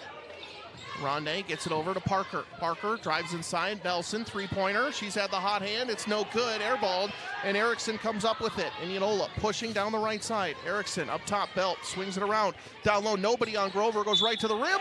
Foul's going to be called, and that's going to be 3 on Foster.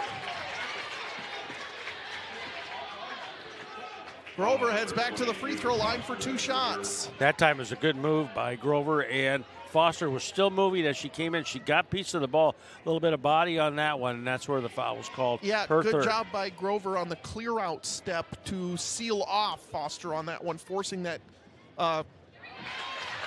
contact as Grover hits the free throw. It's 28-23, and Indianola leads by 5 now.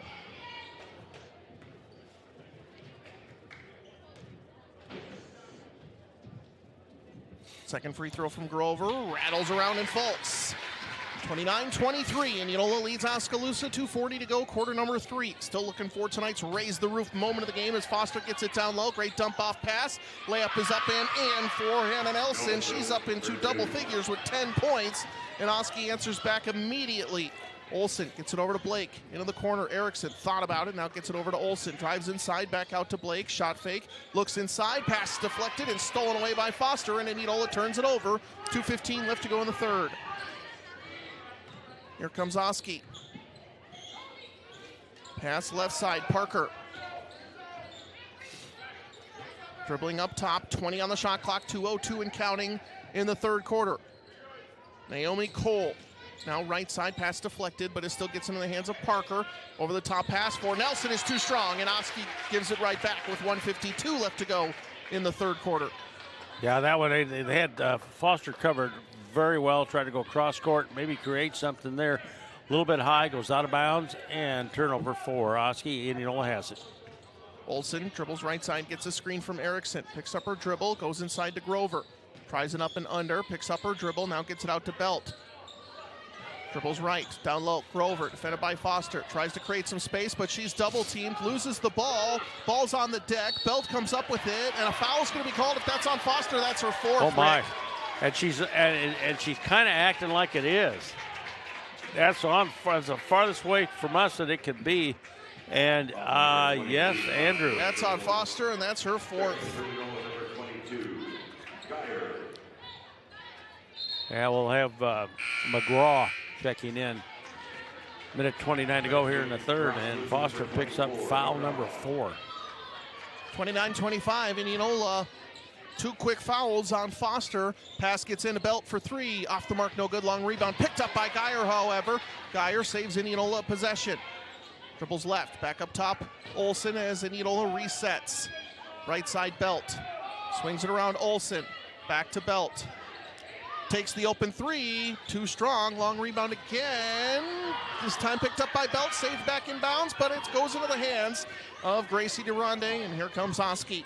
Indianola leads by 4, 29-25, under a minute to go here in quarter number 3.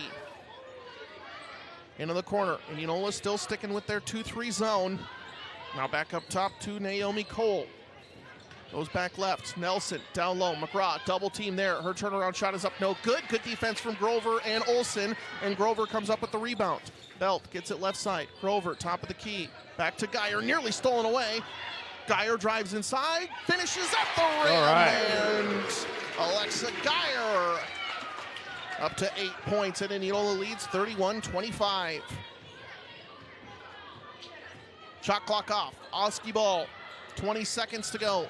Pass into the corner, back up top Nelson, Cole top of the key, looking inside, swings it around right side. Durande now into the corner. Parker inside McGraw. Turnaround shot is deflected, and a foul is going to be called on Grover, Rick, with 8.6 seconds to go in the third. That's her third foul. Not what Coach Jeff Jansen wanted to see. Yeah, you're right there. That one, got inside there. McGraw made the move up to the bucket. Grover got the foul, and McGraw will be shooting. Makes the front end. Grip comes on. Grover comes off. Indianola's lead is 5. Second attempt here for McGraw. She got the first one, so she's 2 out of 3. And misses that one.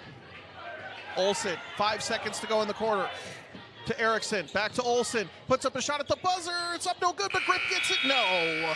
And that ends quarter number 4. Indianola holding on, leading 31-26. Final 8 minutes after this on KNIA Indianola Activities YouTube inside the Indianola Hy-Vee radio broadcast booth.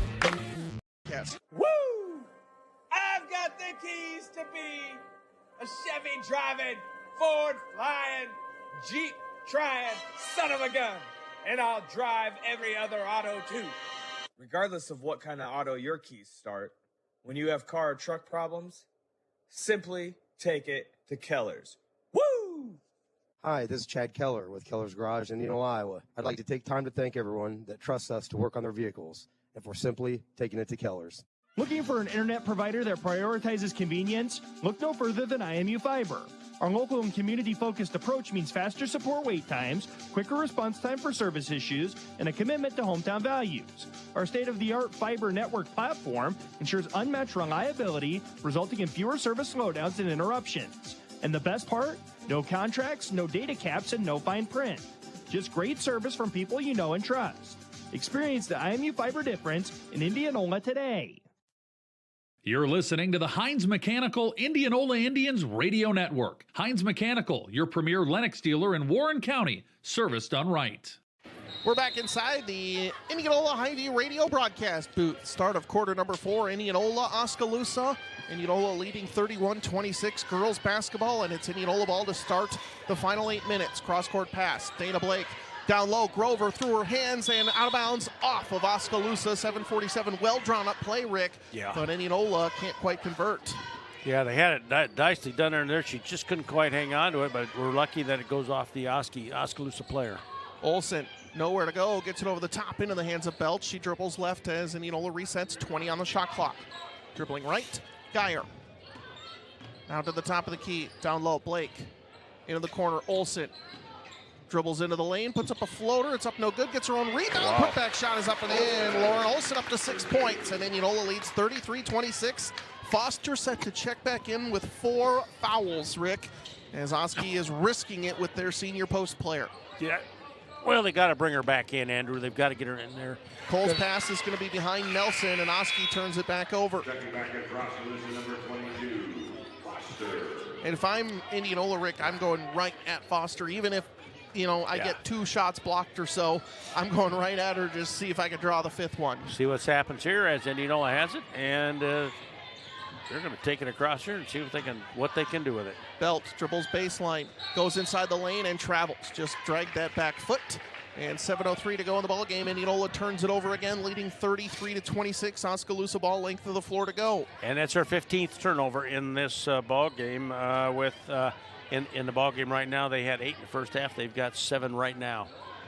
Nelson's had the hot hand for Oski. She gets it back up top now into the corner. Parker down low, Foster double team. Turnaround shot is up and no good, but a foul is going to be called. And Blake looking around, wondering why she got the foul drawn. But either way, it'll be Deja Foster at the free throw line for Is it Blake 2 or shots.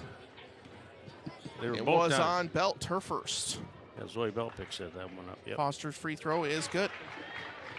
Foster was 0 for 1 at the line. Now she's up to 9 points. 60% free throw shooter this far on the season. And 1 out of 2. Misses the second. Blake tips the rebound around. Ball's on the deck. Indianola comes up with it. Olsen grabs it. Now Indianola with numbers. Up top, Dana Blake. Hands it off to Belt. Indianola leading 33-27. Pass into Blake at the elbow. Shot fake goes right to the rim. Layup is up, doesn't finish. Olsen and Foster fight for it. Foster comes up with it with 6:27 and counting in the ball game. Nelson over the top pass, stolen away by Geyer. Geyer quickly finds Olsen out in the open court. Olsen straight to the rim, tries it up and under. It's up no good. Grover with the rebound, back to Olsen. Baseline jumper hits. Lauren Olsen, 2 buckets in the fourth, and Indianola leads 35-27. I like the hustle down the floor, staying right with it. Got the rebound, kicked it back out to Lauren Olsen, got the 2. 6:02 to go in the ball game. Indianola leads by 8, 35-27. Durande, right side. Cole. Over the top pass, back to Durande. Swing pass over to Parker, right wing. Indianola packing the zone. Back over Durande. Back up top, Cole. 7 on the shot clock. Back to Parker. Her pass is too high, and Oski turns it over, and Indianola with a chance to get the lead back up into double digits here, Rick. Yeah, great job by Indianola. They're not letting Daisha Foster get that.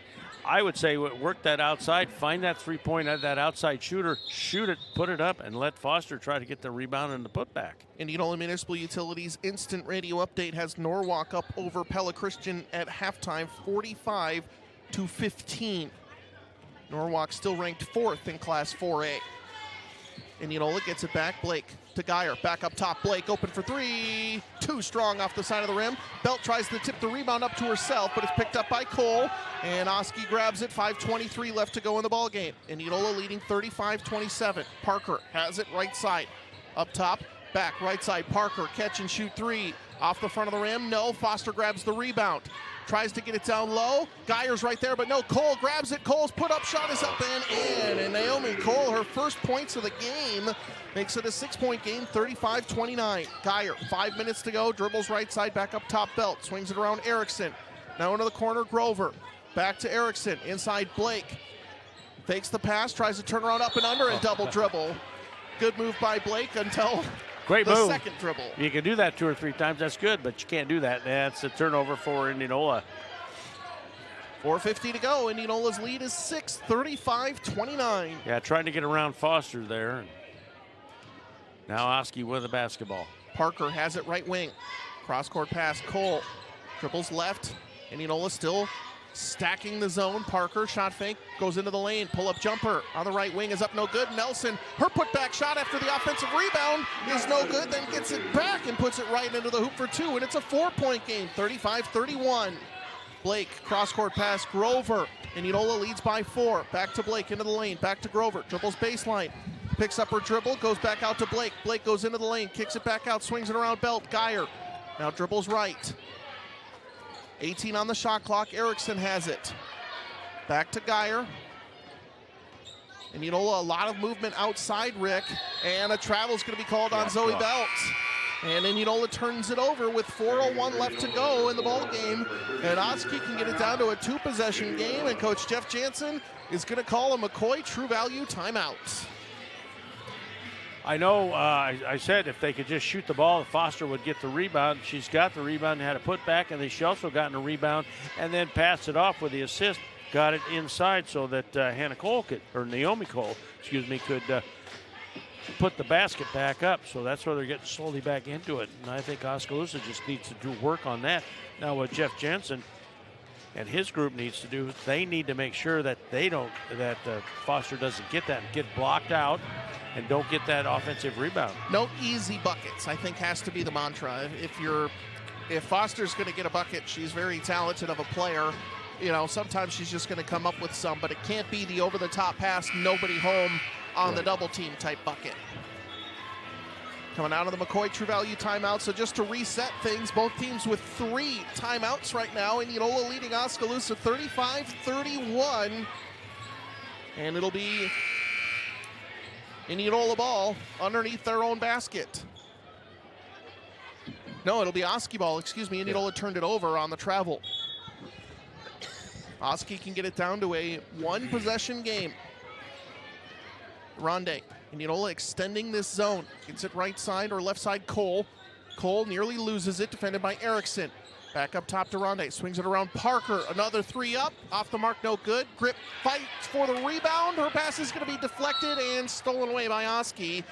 And with 3:43, it'll be out of bounds on Oskaloosa, and Indianola ball length of the floor to go.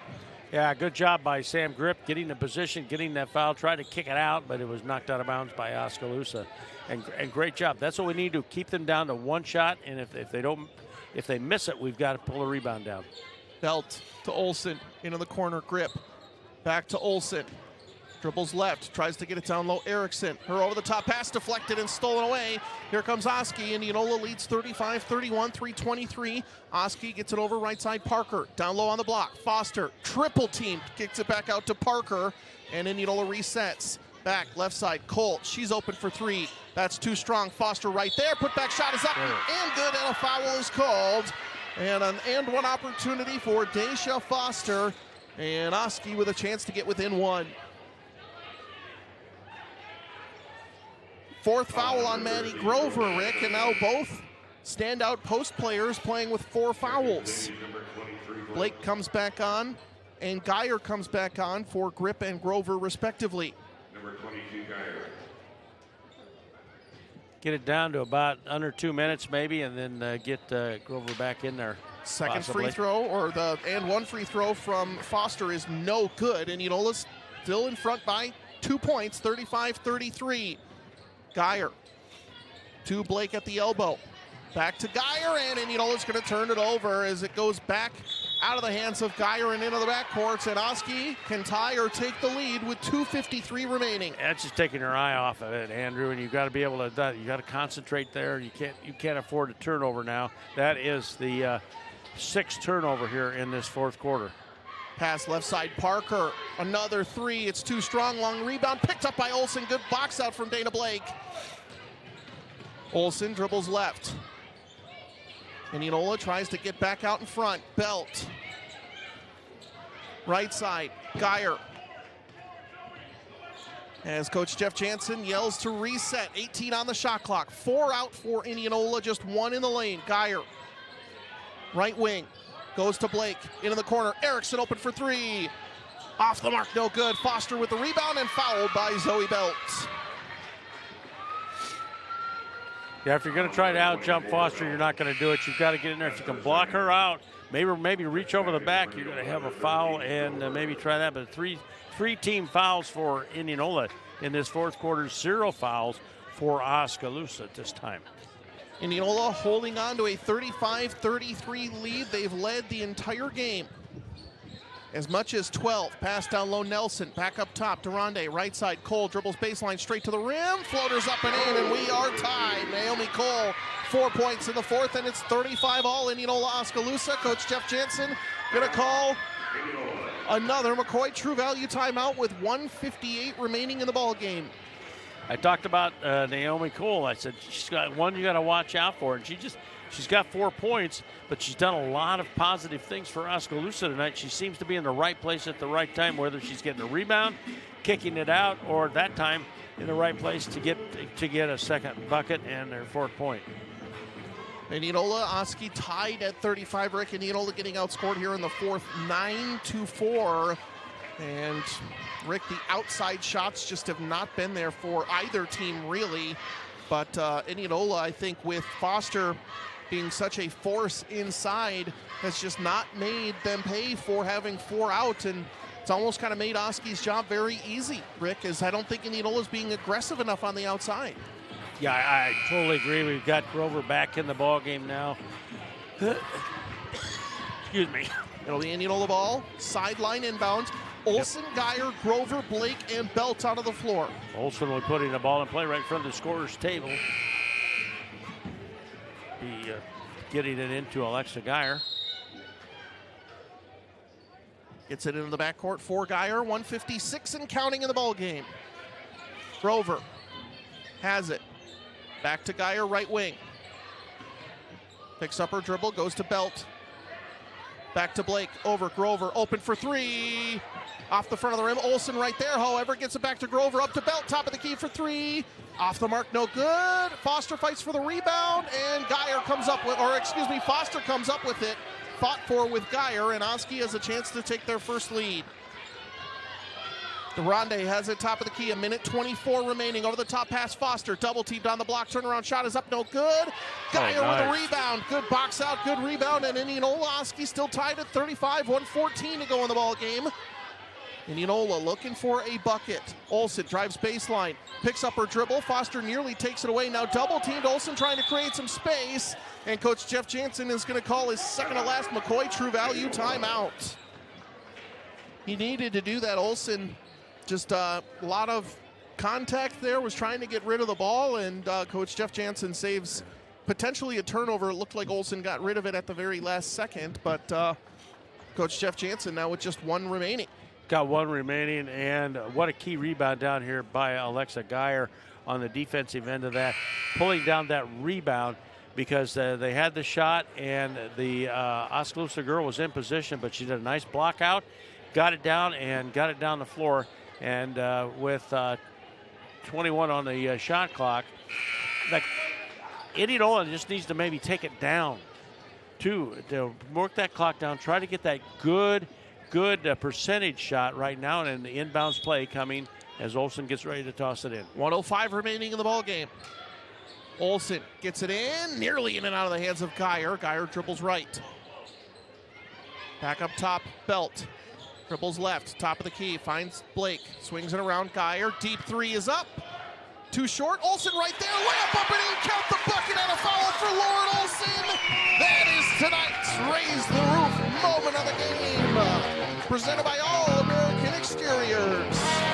Wow, I think they've got, I've got it for 7 offensive fouls, or excuse me, 7 offensive rebounds, and I think that's the second one that they've got points off on the offensive rebound right there. Olsen completes the three-point play. Raise the Roof moment of the game presented by All American Exteriors, serving Iowa since 1998 with roofing, siding, doors, windows, and gutters, and 5-star service every time. 38-35, Indianola leads by 3, 44 seconds to go in the ball game.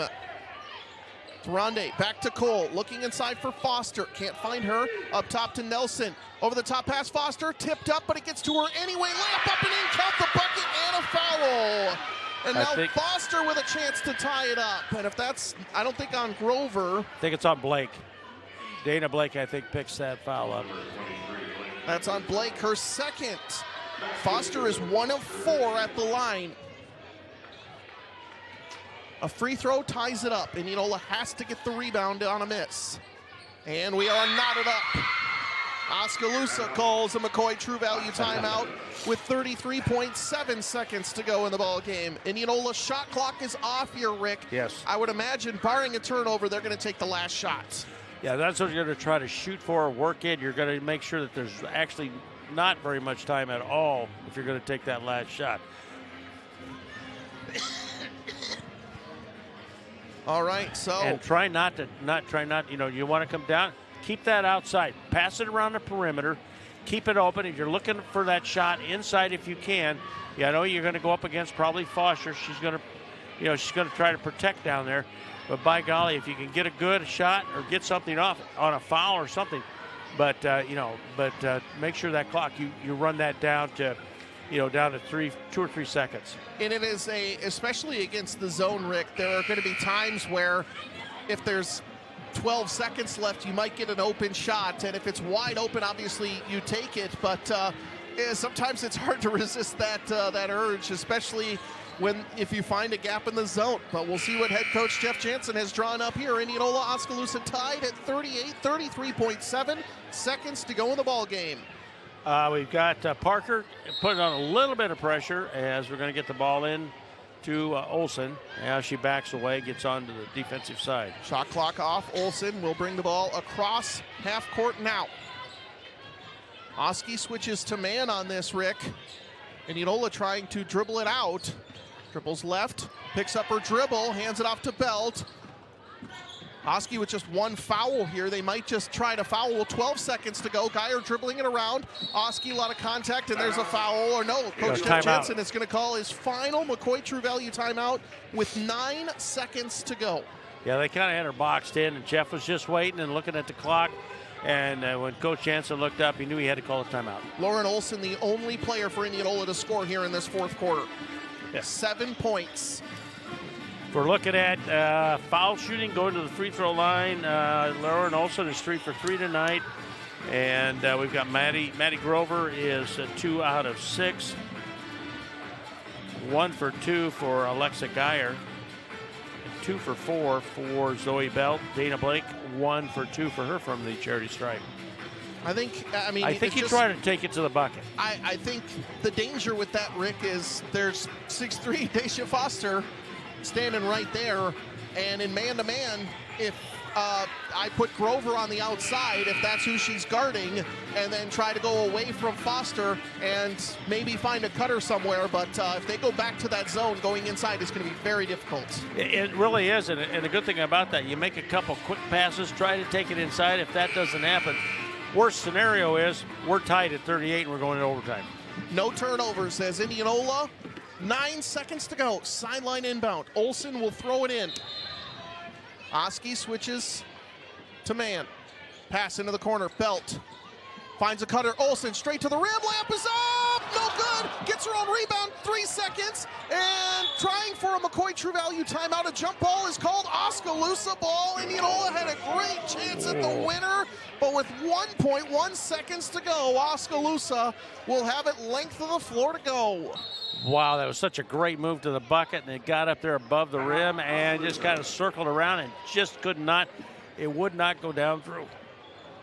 Indianola and Oskaloosa, unless Oski can come up with a bucket here, a full timeout, McCoy True Value timeout called by Oskaloosa, will be heading for an extra period.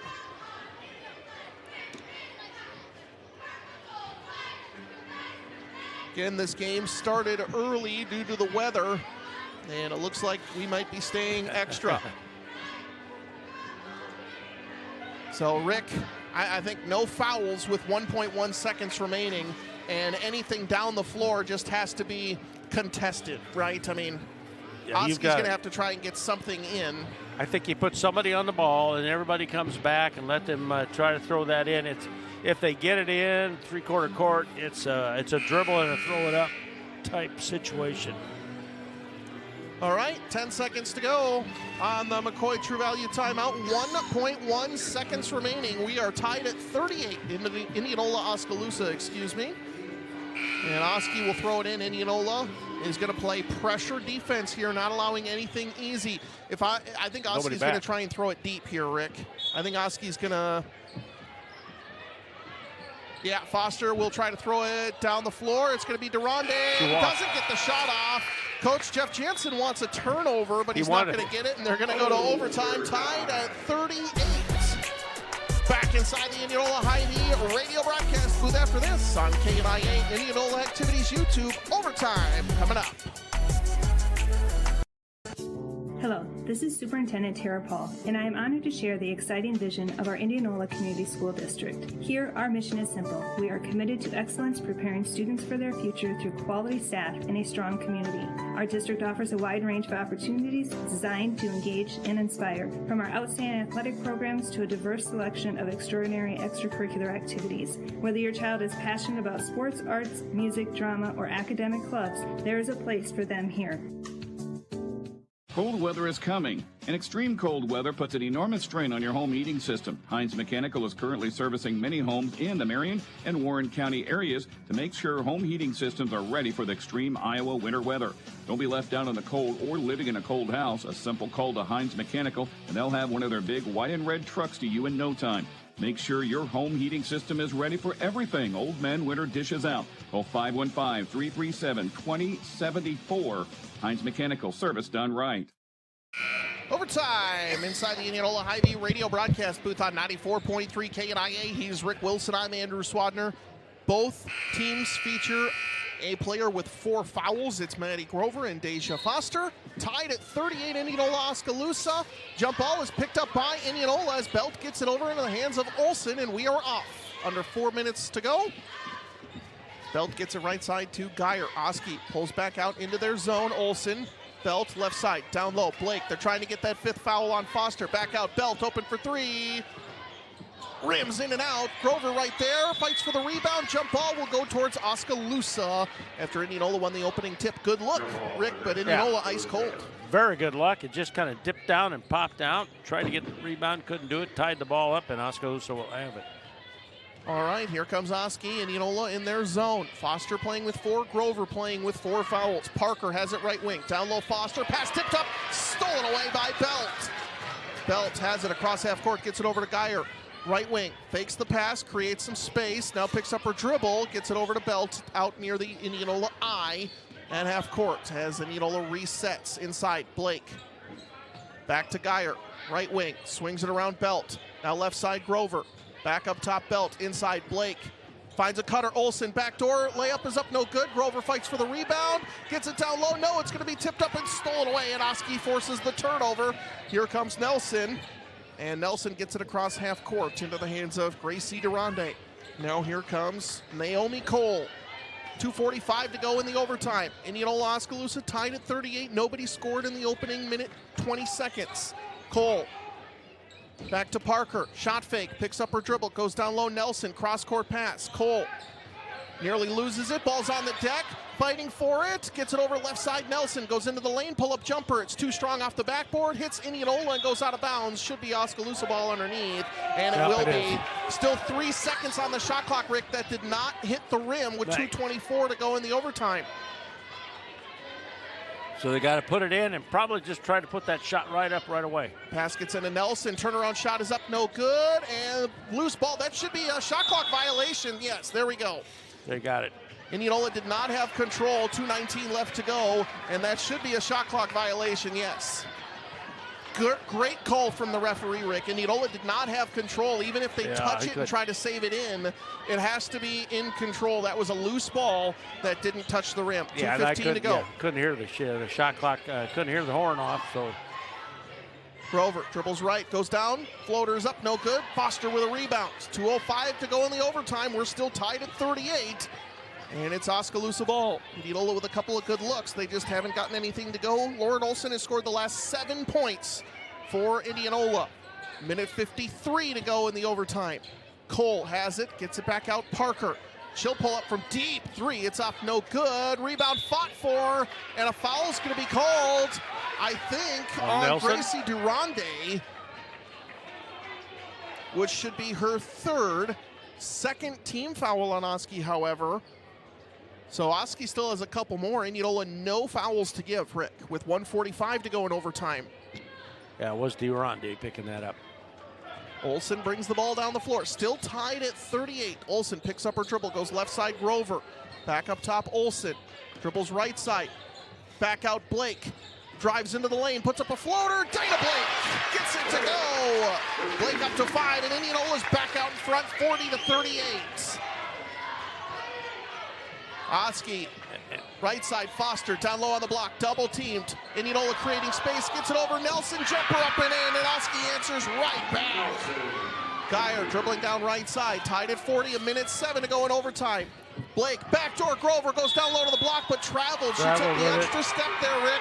Good defense from Oskaloosa, and it's Oski ball, 1:04 remaining in the overtime, and we're going to get a McCoy True Value timeout called by Oski. They have 1 remaining. Indianola also 1 remaining. Rick, how about I hate to say Daisha? it, but that point we missed earlier may be coming up big. Daisha Foster, how about that? Where they got double teamed, she tries to make a move. Her extension with her arms so she can get her body. She gets that out there and got that around to Nelson so Nelson could put up the easy layup right there and tie this back up. So Indianola Oskaloosa tied at 40 with 1:04 remaining. Oskaloosa ball, length of the floor to go.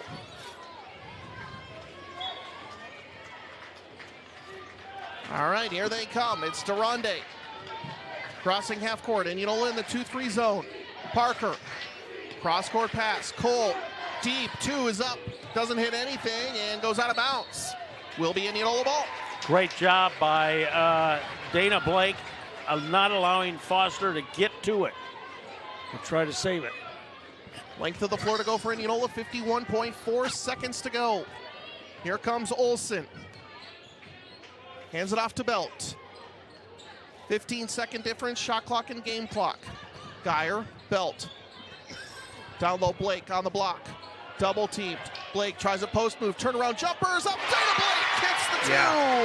And Indianola's back out in front, 42-40. Clutch buckets from Blake in overtime. Her points in the second half are coming in the overtime right there.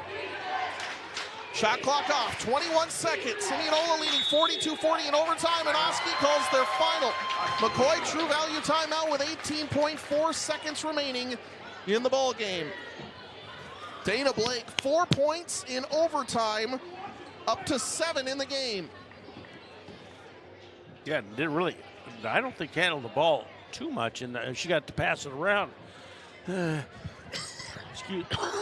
All right, so again, final possession here for Oskaloosa. I have to get it down low to Foster. Rick, even if it's getting it to her not on the block, because Indianola's been swarming it everywhere. Well, if you can't get it inside, they're doing that. And I say, shoot that, put that ball up, and let her at least have an opportunity to rebound that and put it back. And they've got their trail by 2 here, and we'll see what happens here in the final seconds. All right, so coming out of the McCoy True Value timeout here in just a little bit. Oski, another thing for Indianola, you can't just guard inside the three-point line, Rick, too. You need to watch out for a potential game winner here from Oski. Yeah, and that's probably right now, if you're looking at anybody, that'd be Hannah Nelson. She's got the only 3 for them. She's got both 3-pointers for Oskaloosa.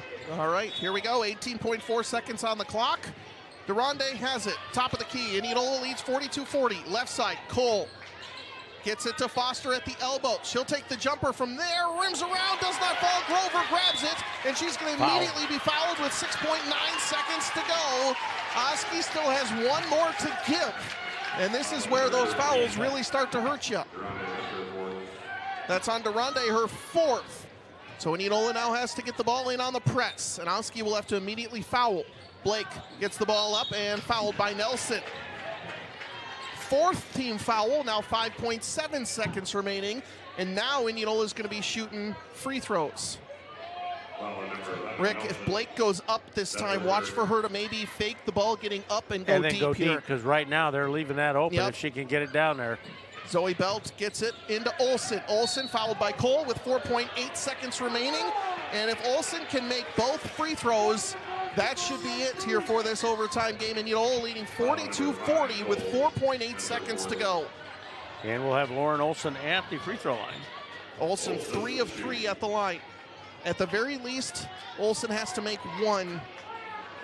One would be great. 2 would be fantastic. Olsen first free throw, rims in and out. Still a 2-point game, 42-40. Oski, no timeouts No here, timeouts Rick. for Oski, you're right. 4.8 seconds remaining. Olsen, second free throw to make it a 3-point game. Rims in and out. Foster gets it. Oski, 2 seconds. Parker for the win. Off the rim, no good. And Indianola holds on against Oskaloosa to win in overtime, 42-40. Dana Blake scores all 4 points in overtime. And Indianola holds on.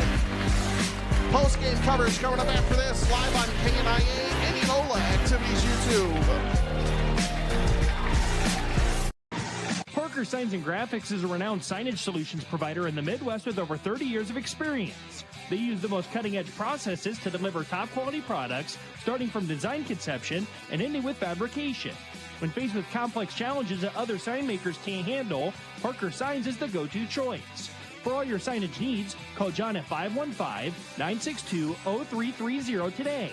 Parker Signs and Graphics is also a proud supporter of Indianola High School athletics. Go Indians! The Sundance Realty team has been working extra hard to not only find homes for customers and sell homes for customers. I'm Hannah Vanderveer. Home values are great and people are ready to buy now. There are buyers waiting for a home just like yours, and the Sundance Realty team will work harder to make the move easier. Put us to the test today. Sundance Realty, Knoxville's only locally owned and operated real estate office. Home sold, dreams delivered every day. Sundance Realty. Postgame coverage live on 94.3 KNIA. Indianola girls basketball holds on to stay undefeated in Little Hawkeye Conference play, winning 42-40 in overtime. He's Rick Wilson. I'm Andrew Swadner. Rick, Dana Blake, my early nominee for DeArmond Ford Radio Key Play of the Game, is going to be her 2 buckets in overtime. The only 4 points scored by Indianola were drives by Blake and turnaround shots in the lane. Yeah, she just, when time came down to it, she knew she needed the basketball. She got it and really had those nice little moves into the lane. Took those 8-footers and got them to fall. All right, those are my DeArmond Ford Radio Key Plays of the Game. Key Player of the Game, Rick, I don't know, there's a lot of nominees. 5 players scored for Indianola. Dana Blake with 7. Alexa Geyer, Zoe Belt, and Maddie Grover with 8, Lauren Olson with 11. So it's hard to pick one standout player, but what I would say is Lauren Olson, because she scored all 7 points for Indianola in the 4th quarter, and that kept Indianola in it enough to force overtime. Yeah, she got it, and when she wasn't scoring, she was handling the ball very well, so I totally agree with you. Yep, good job by Lauren Olson tonight. DeArmond Ford Radio Key Play and Player of the Game. You'll enjoy doing business with DeArmond Ford and DeArmondFord.com. Of course, we had tonight's longest drive presented by Keller's Garage. That was by Alexa Geyer on a drive in the first half. Make sure your vehicle is ready for those long drives ahead, and remember to simply take it to Keller's. In that 4th quarter, we had an Indianola Municipal Utilities instant radio update. That one is final. So Norwalk Pella Christian, Rick, has caught up to us 68-34. Norwalk stays undefeated on the season with a victory, and they're heading to game 2 of their doubleheader before us, despite starting a half hour later. Yeah, I'm counting up the turnovers for Indianola. Well, I'll do the final stats. Lauren Olson leads Indianola in scoring with 11. Maddie Grover with 8. Alexa Geyer with 8. Zoe Belt with 8. And Dana Blake with 7. Naomi Cole had 5 for Oski. Hannah Nelson led the team in scoring along with Deja Foster. They both had 14 each. Gracie Durande with 2. And Ireland McGraw with 6. Rounding out the scoring for Indianola and Oskaloosa. Turnovers. Turnovers for Oski, 19. 21 turnovers for Indianola in the game. Indianola rebounding Oskaloosa 31-23. Good hustle That's from Indianola total on between the rebounding. offense and defense. So great job, Indianola. Rick, I think the keys for Indianola was obviously getting Foster in foul trouble early on, played a big part in that first half. But it was the defense from Indianola. Oski had to work for every one of their points. Yeah, they really did. And you know what? You go in that second quarter when Deja Foster fouled out. She still had 4 fouls to end the game with. But boy, that's a big, big moment there, not getting to play at all in that second quarter for Oski. That played a big part in that game. So anything else before we make the swap over to boys basketball coverage? No, nice win for Indianola on their home court at home. You want to take those wins at home. You want to take them, and I hope the girls will enjoy that win against Oskaloosa, because you know what? We got to go there. And it's going to be a tough play. It's always a tough place to play. Absolutely. That wraps up girls basketball coverage for Indianola on this Friday night. Take a short time out. Boys basketball coverage coming up after this on 94.3 KNIA Indianola Activities YouTube.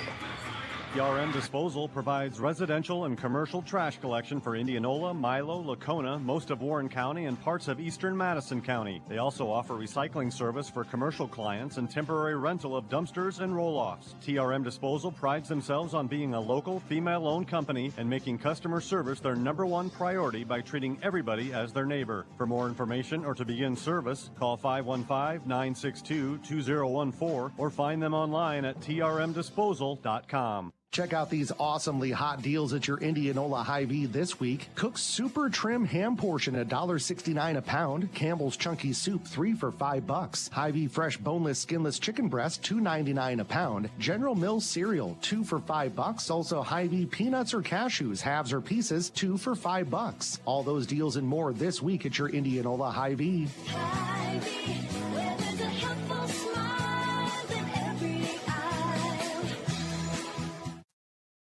Hello, folks. Rebel here. You know winter is among us, and outside projects naturally take a back seat to the holidays.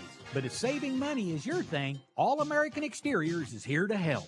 That's right. Now through the end of the year, we have our lowest prices of the year. We have already started getting our price increases effective January 2nd. So if you need a roof, siding, or windows to make your house a home, what should you do? Call now. 515-255-4872.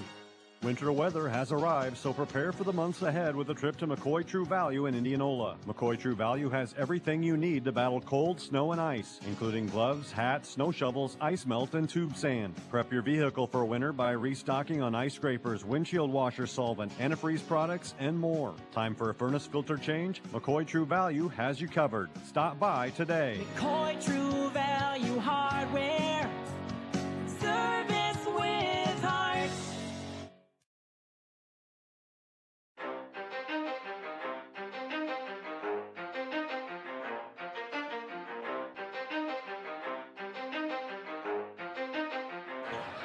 Indianola boys basketball on 94.3 KNIA. He's Rick Wilson. I'm Andrew Swadner. Indianola hosting the other Indians of the Little Hawkeye Conference tonight. Oskaloosa Indianola girls basketball holds on for a 42-40 overtime win.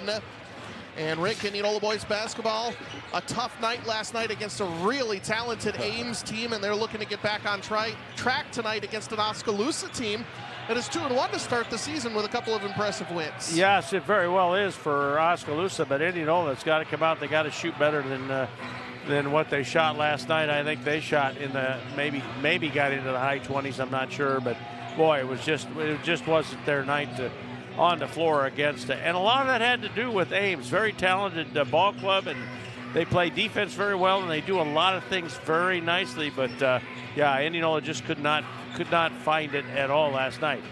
Oskaloosa now, they come in here, they're both looking for a conference win, and we'll see what happens here tonight.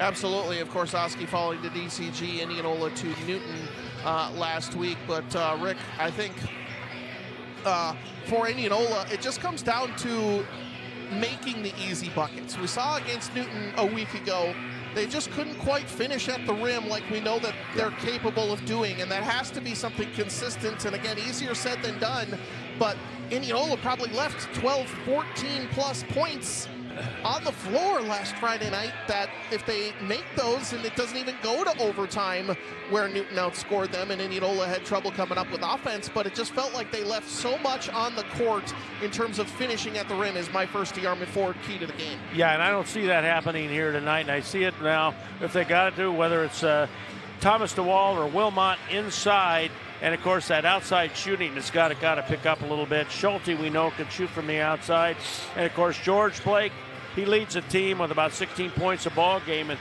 he's got to be able to produce for them. And I think as George Blake goes, this team goes. Absolutely. George Blake comes in averaging 15.7 points per game. Easton McGraw at 10 and Andrew DeWall at 8.7 are Indianola's leading scorers. And Rick, I think offensively, Indianola has to be aggressive. And part of that is finishing at the rim, but I think Indianola just has to trust what they can do. And whether that is just kind of going through the lane, forcing up a shot, and I hesitate to use the word forcing, but just kind of making your own offense. You can't wait for it to come to you. You have to go create it. And I think, too, now I think Coach Ebling's going to look at maybe coming off the bench. Who can he count on to put some points up for him? Because right now, Bryant Ritchie's coming off. He hits a couple of threes, and that's about it. But anybody else really not producing a whole lot off that bench. So I think we got to see where that's going to come in, because you know what? The four guys, Hayden and DeWall, you got Blake and McGraw. They can't be out there all 8 minutes of that. They got to have a break in there. So we got to be able to see. And I think this part in December is where this comes about. Coach is still trying to feel out who can he count on coming off the bench, and we may see a player or two coming off that may help produce that. We'll have to wait and see. All right, just getting the starters lined up. So thanks to Darren Johnson for figuring that out as far as starters on tonight. But Indianola 5:24 left to go in pregame. Rick, that was our DeArmond Ford Radio pregame, our keys to the game. and Indianola versus Oskaloosa tonight. You'll enjoy doing business with D. Armand Ford at darmandford.com. Just a quick shout out to our sponsor. You're listening to the Heinz Mechanical Indianola Indians Radio Network. Heinz Mechanical, your premier Lennox dealer in Warren County. Service done right. Take a short time out. We'll be back after this for more on the KNIA radio pregame show inside the Indianola Hy-Vee radio broadcast booth on 94.3 KNIA, and Indianola versus Oskaloosa back after this. D. Armand Ford Indianola, your certified Ford Model E dealer. All month long, save big on our new 2024 Ford electric vehicles. Get new all-electric Ford F-150 Lightning for only $229 a month. Lease the all-electric Mach-E for only $249 a month. Plus the new Ford Power Promise. Get a home charger with your purchase. Come see our electric vehicle specialist here at D. Armand Ford Indianola. DArmandFord.com. More laundry? I just got done doing laundry and there's more? Where does it all come from? Does this sound familiar? Well, it doesn't have to with the Wash Barn's new pick-up and drop-off laundry services. That's right. We will come pick up your laundry and have it dropped back off next day, washed, folded, and ready to be put away. Whether you're in Indianola, Milo, Carlisle, or Norwalk, we have the laundry solution for you at the Wash Barn. Find out more at thewashbarn.com. That is www.thewashbarn.com. Or come in and see us at our new location at 1006 North Jefferson Way, Indianola, Iowa. How do you fold a fitted sheet? Accidents can happen every day and to anyone, from first-time drivers to drivers who have spent their life on the road. Don't let an accident ruin your day. Smith's Collision Center in Indianola is prepared to help you whenever an accident may occur and is ready to get you back on the road in no time. If you have been in an accident and need your vehicle repaired, take it to Smith's Collision Center, located at 710 East 2nd Avenue in Indianola, and let Jeff and his crew do it right for you. Smith's Collision Center, a proud supporter of Indianola High School athletics. Fall may have been beautiful, but winter weather is approaching fast. Now's the time to make sure your roof is up to the challenge. If your roof was hit by any of this year's storms and hasn't been inspected yet, don't wait. The experts at Wolf Roofing offer free inspections to give you peace of mind before winter sets in. Protect your home with confidence. Contact Wolf Roofing today and we'll ensure your roof is ready for the months ahead. Call 515-225-8866 or visit wolfroofing.net to schedule your inspection. Wolf Roofing, local, experienced, trusted for over 30 years. Have you heard the news? No, what is it? People's Bank is giving out more than $1 million in rewards to people with Kasasa checking. Wait, say that again? People's Bank is giving out more than $1 million in rewards to people with Kasasa checking accounts. Usually you put your money in a checking account. You don't get money back. Not if you're a People's Bank Kasasa checking account holder. When you have a People's Bank Kasasa checking account, you can earn cash rewards for doing simple things like getting e-statements, using online banking, and swiping your debit card. Wow, People's Bank really does reward its customers. Yeah, to the tune of $1 million. How do I start earning rewards? It's easy. Open an account online at mybankpsb.com or stop into any People's Bank location to open an account and start getting rewarded today. I'm already starting to think about what I can buy with my rewards. Dream big thanks to the rewards checking from People's Bank. Service you expect from people you trust. People's Bank. People's Bank, member FDIC. Welcome back inside the Indianola Hy-Vee radio broadcast booth. It's a packed gym Good on crowd. this Friday night for Indianola Little Hawkeye Conference basketball as they take on the other Indians of Oskaloosa tonight. And we had our D. Armand Ford radio keys to the game, Rick, but we mentioned the weather. I guess I can't say for sure how it's been outside, but obviously the National Weather Service has been all over it today. Make sure you are traveling safe. If you are encountering any frozen roads, leave plenty of following distance. Braking is going to take a lot longer here tonight. And, of course, stay as safe as possible and avoid any unnecessary travel. Hope the folks from Oskaloosa can get home safely after this one, and hope that's the case because, and maybe the Mother Nature and the weather might hold off on us a little bit too. That'll help. Yeah, and we already heard from listeners who maybe aren't dealing with the weather. We heard from listeners Pennsylvania, South Dakota, Iowa, of course, Minnesota. How is it in Florida? I think Florida, sources say it was a cold 70 the other day. Yeah, I bet. I just had to put a jacket on, right? Yeah. So freezing cold 70 degrees. Listeners in Florida and Vancouver, Washington, again, coast to coast. Yeah, there you go. On this program here today. But any final thoughts before we get into tonight's starting lineups? I cannot wait to see what happens tonight. I mean, see how these kids bounce back after a loss to a good team. I mean, they were beaten, and Ames is a good ball club. They're going to do a lot of damage to a lot of teams out there this year, and I want to see how this team, how Coach Ebeling and his coaching staff, how they come back after that loss, back to back tonight. All right, tonight's starting lineups are presented by Edward Jones Financial Advisor Grant McGraw. Mr. Rick Wilson, take it away. All right, thank you, and let's start with Oskaloosa. It'll be number 4, junior, that's Ethan Steck, and number 20 is a sophomore, Tommy North. Number 22 is a junior, that's Yvonne Knox, and rounding out the starting lineup for Eric McKee is number 30, a senior, Xavier Edwards. For Jeff Ebeling. Real quick, Rick, you missed number 24, Grady Cool, a 6'4" Grady senior. Cool. So just rounding out the starting lineups, yes, Frosky. cool. Just want to make sure we got that one in. Thank you, I appreciate that. And for Indianola, it'll be number 10, a sophomore, that's Hayden Schulte. Number 15 is a senior, that's Andrew DeWall. Number 23, a sophomore, is George Blake. And number 24, a sophomore, Easton McGraw. And rounding out the starting lineup is a sophomore, number 5, Thomas DeWall. There you have the starting lineups for both Indianola and Oskaloosa. 4 sophomores and a senior for Indianola in tonight's starting lineups presented by Edward Jones Financial Advisor Grant McGraw. If you're looking for a fresh start financially or need to tweak your investment lineup, contact Grant McGraw at Edward Jones Investments in Indianola.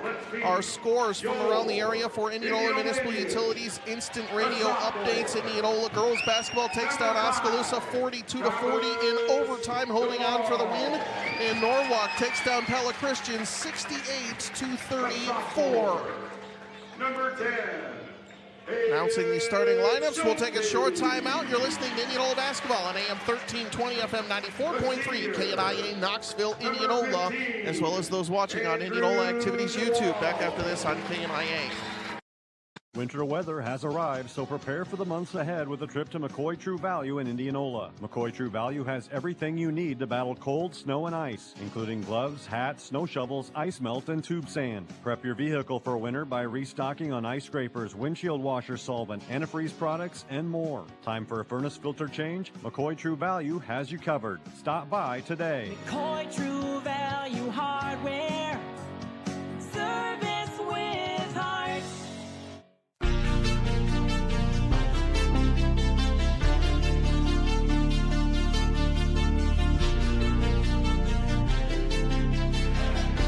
It's a packed house tonight for Indianola, Oskaloosa boys basketball in Little Hawkeye Conference action. He's Rick Wilson. I'm Andrew Swadner. McGraw versus Edwards to jump things off, and we are ready to go inside the Indianola Hy-Vee radio broadcast booth on the Heinz Mechanical Indianola Indians radio network. McGraw wins the tip back to Thomas DeWall into the hands of Schulte, and we are off. McGraw has it right wing, gets it over to Blake. Defended by Steck, drives right to the rim, can't finish at the rim, and it's picked up by Cool. And here comes Oski. Pass right side is going to be tipped up by Andrew DeWall and out of bounds. Will remain with Oskaloosa, 7:41 remaining in the first. Watching the shoot around for these guys here before everybody got started off here, they were loose. They were having a good time with it, and I think that hopefully that helps tonight. Steck has it right wing. Indianola switching on screens. Edwards has it top of the key. Back left side into the hands of Knox. Knox goes back left side. Deep three is up from North. It's off the mark, no good. Long rebound ripped away by Andrew DeWall. And with 7:20 to go in the first quarter, Indianola Oski scoreless. Blake into the lane. Dumps it off down low. McGraw can't finish at the rim. Tips the rebound to himself a couple of times. Andrew DeWall comes up with it. Thomas DeWall. George Blake open for three. Rattles home. Knocks it down. George Blake with the triple, and Indianola leads 3-0. Great job by Blake getting that and getting the pass up underneath, and great rebounding as he got the offensive rebound and the kick out. Edwards has it down low. He loses it. Thomas DeWall comes up with it, and Indianola forces the turnover. Here comes Schulte. Schulte dribbles right side. Clears everybody out. Back up top, Easton McGraw. He'll take the deep three. Short off the front of the rim. And Knox with the rebound. Gets it off left side for North. And Indianola leading 3-0. Over the top pass. Edwards knocked away by McGraw. And a foul's going to be called. Got a little scramble on the floor there. And got maybe to reach in there that time. It's going to be against Indianola. It's on Easton McGraw, his first, team first, 6:35 to go, quarter number 1. Oski ball underneath. Steck will throw it all the way out to Knox. Von Knox gets it over to Cool at the top of the key. Left side, North. Indianola leading 3-0, 6:25 to go, quarter number 1. Pass left side, stolen away by Schulte. Here comes Indianola with numbers. Schulte back out. Thomas DeWall swings around, nearly stolen away. George Blake has it, goes to McGraw. He'll take another 3. It's up. No good, off the side of the rim. And North comes up with it. Indianola 1 of 4 from outside early on. Pass deflected on Oski. Stolen away. Nice job, Thomas DeWall. Gets it back in bounds, and Indianola with numbers. Blake goes into the lane. Tries it, step back, gets it down low to Andrew DeWall. Creates space underneath, and a travel's going to be called. Looked like DeWall tried to create space there, Rick, and picked up his plant foot just a little bit. Yeah, he's got that. That'll be the first turnover for Indianola. Both of these teams in the turnover part of it are really good teams. They don't turn the ball over a lot. They take care of it. Indianola in this 3-quarter court press. Over the top pass finds Knox. Knox crosses half court, gets it back over right side for North. Indianola still leads 3-0. Oski gets it, 22 on the shot clock. Knox has it right side, gets it over to Steck. Ethan Steck, the 6'4 junior. Dribbles left, picks up his dribble, back right side, North. Catch and shoot 3 is up, hits. Tommy North averages 11.7 points per game, ties this one up at 3. Schulte. Left side, DeWall drives baseline right to the rim, finishes! Andrew DeWall through the tough contact, and it's 5-3 Indianola. Over the top pass, Edwards gets it right side, back to Edwards, down low, straight to the rim, can't finish. Blake with the rebound, loses the ball from behind, but no, Edwards is going to be whistled for the foul. Dangerous there, Indianola nearly gave it back to Edwards, but the foul is going to be called. Xavier Edwards picks up his first, team first, 5:07 to go in the first. Indianola leading Oskaloosa 5-3. Schulte crosses half court, gets it over to Wall, right wing, back to Blake, swings it up top, McGraw.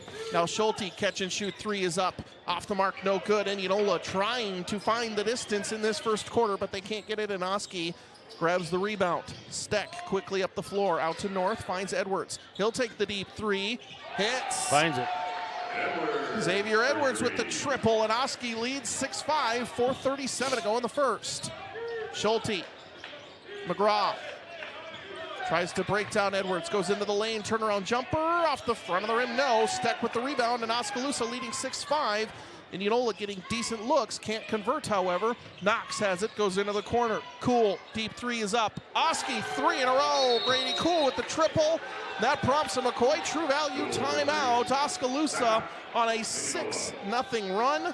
Indianola 9-2 run, I should say, and leads 9-5 early in the first. Yeah, Indianola taking some good shots at it, Andrew, but they're just not able to get it to fall, and they're only getting the 1 shot at it.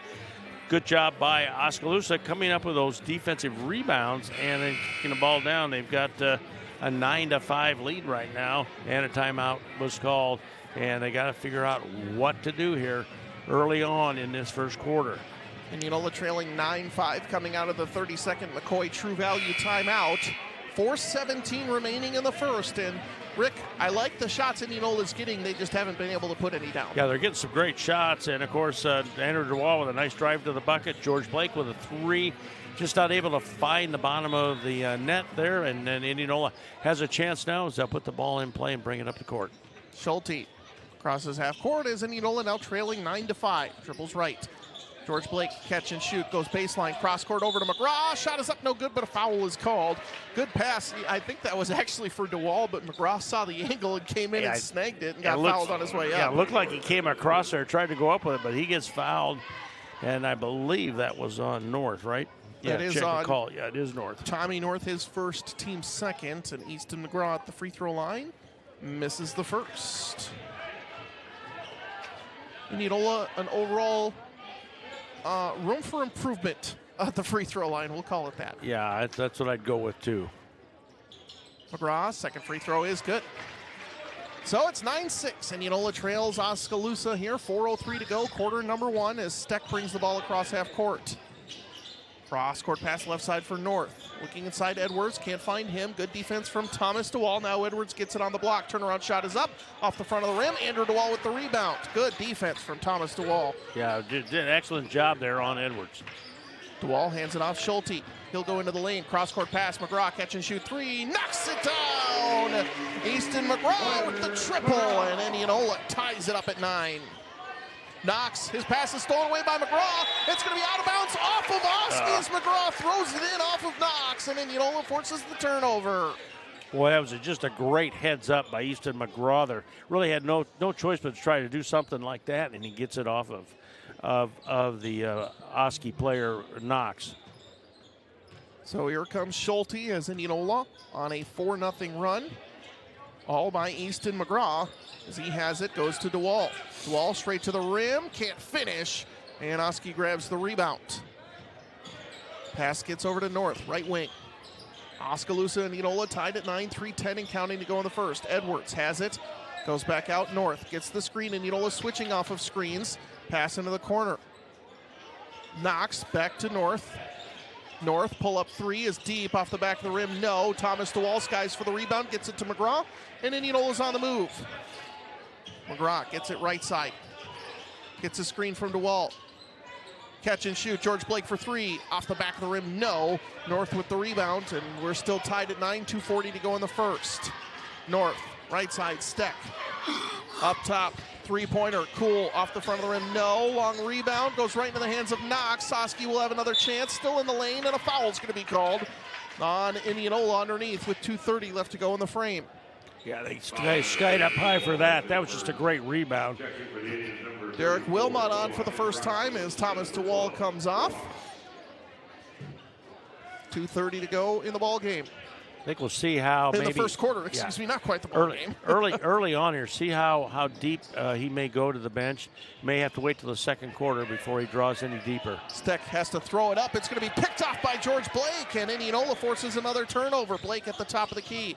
Spin move in the lane, puts up a floater, nice. Gets the bucket and the foul. George Blake, 5 first quarter points, puts Indianola back out in front. They're on a 6-0 run. Nice little in the lane, turn around, puts that up with that left hand, and got it to drop through. 2:23 left to go in the first. Blake at the free throw line. Steck with a free throw, or with a foul. Good from Blake. He's got 6 here in the first, and Indianola on a 6-0 run, leads 12-9, 2:20 to go. Steck crosses half court, has it knocked away by Andrew DeWall. McGraw back to DeWall, layup up and in. Indianola continues their run, a 9-0 run, leading 14-9. 5 turnovers for Oskaloosa here in this first quarter. 2:05 to go in the first. North dribbles baseline shot, blocked from behind by Blake. Schulte has it, and Indianola gets it back again. Schulte looking right side, picks up his dribble into the corner. McGraw. Back around Schulte, swings it around Wilmot, top of the key. He'll give it to Blake. Gives Blake a screen. Blake goes baseline, tries to get across court. McGraw goes into the lane, up and under, does not fall. Rebound into the hands of Edwards. And here comes Oski. Another good look for Indianola with 1:38 to go. Oski has it. Pass gets over. That's into the hands of Landon Romas, who's into the game for the first time. Cool has it, top of the key. Hands it off, Romas. Back up top, Edwards. Edwards defended by Wilmot. Goes left side, North. Indianola leads 14-9, shot clock down to 13. Cool, deep baseline jumper is up and in. Grady, Cool, averages 7.7 per game, has 5 here in the first. And that ends a long Indianola run. Schulte has it, crossing half court. Indianola leads 14-11. Wilmot, left side, McGraw. Dribbles baseline, pull-up floater is up, no good. Edwards will grab the rebound. Under a minute to go here in the first. Edwards over the top finds North. North up top, Steck. Shot fake goes in the lane. He'll go right to the rim, deflected by Wilmot. Edwards grabs it. His shot is up, no good. And a foul is going to be called on the putback for Xavier Edwards, and that will put Oski back at the line with 48 seconds left to go in the first. Fouls on DeWall, Rick. That's his second already. 2 for Andrew. And that'll put Edwards at the charity stripe. And he misses the front end. Bryant Ritchie and Thomas DeWall back onto the floor as George Blake and Andrew DeWall take a seat for the final 48 seconds of the first quarter. Xavier Edwards back at the line for one to make it a 2-point game. And rims around and falls. 48 seconds, Indianola ball. Schulte here to end the first quarter. Brings it across half court. Leading 14-12. Schulte dribbles right. Thought about it, now gets it over to Ritchie. Ritchie fakes right, goes left. His pass is deflected and out of bounds off of Oski. And will be Indianola ball with 33.1 seconds in the quarter. Carter Shin comes on for Oski. Shot clock at 21, a 12-second difference. Yeah, Indianola needs to get some points on here. And anyway, try to make at least get a good shot inside the basket and maybe get it in the hands of Ritchie. Schulte runs the offense for Indianola. Dribbling right side. Finds Wilmot at the top of the key. Thomas DeWall, top of the key. Now right side, Schulte. 5 on the shot clock. Schulte goes into the lane, cross court. DeWall open for 3. Too strong off the rim, and it's picked up by Landon Romas of Oskaloosa. 8 seconds to go in the quarter. Romas dribbles right, cross court. Into the hands of Knox. Knox puts up a 3, rims in and out with 1 second to go. McGraw grabs it. Indianola gets a shot off, but it won't count, and that ends quarter number 1. And Indianola leads Oskaloosa 14-12. Back inside the Indianola Hy-Vee radio broadcast booth after this on KNIA, Indianola Activities YouTube. Your next leasing experience should deliver maintenance-free, stress-free living in the communities with conveniences. Arcading Properties' pet-friendly communities cater to everyone from young professionals to families and downsizers. Our leasable townhomes offer a private front door and attached garage conveniently located near your workplace. It's the perfect blend of comfort and convenience. Trade apartment living for your new townhome lifestyle. At Kading, we make leasing easy. Visit kadingproperties.com to view available townhomes near you and discover why Kading Properties is the perfect fit for your lifestyle. Financial investments are very important, but so are the investments of time, patience, and encouragement our young athletes receive from their coaches, teachers, and mentors. Grant McGraw, your Indianola Edward Jones financial advisor, understands this. That's why Grant McGraw is a proud sponsor of Indianola girls and boys basketball on KNIA. For all of your investment needs, call 515-962-2704 or visit edwardjones.com. Edward Jones, member SIPC. Indianola boys basketball leading Oskaloosa 14-12 to start quarter number 2. We're inside the Indianola Hy-Vee radio broadcast booth. He's Rick Wilson. I'm Andrew Swadner. And it's Oskaloosa ball to start. Indianola Municipal Utilities instant radio update. Norwalk leads Pella Christian 17-8 at the end of the first. 10 defensive rebounds for Oskaloosa in that first quarter for 5 defensive rebounds for Indianola. Knox dribbles baseline, loses the ball out of bounds. And Oski turns it over in the first 13 seconds of the second quarter. Indianola leads 14-12. How about the runs in that first quarter, Rick? Indianola led 5-2. Oski, or 5-3, excuse me. Oski hits back-to-back threes to make it a 9-2 run. Then Indianola answers with a 9-0 run themselves to lead. And then Oski gets 3 more. Thomas DeWall has it. In that case, 6 turnovers for Oskaloosa so far in the ballgame to just 1 turnover for Indianola. Andrew DeWall gets a screen from Wilmot, goes left side into the corner, back up top. George Blake open for 3, off the front of the rim, no.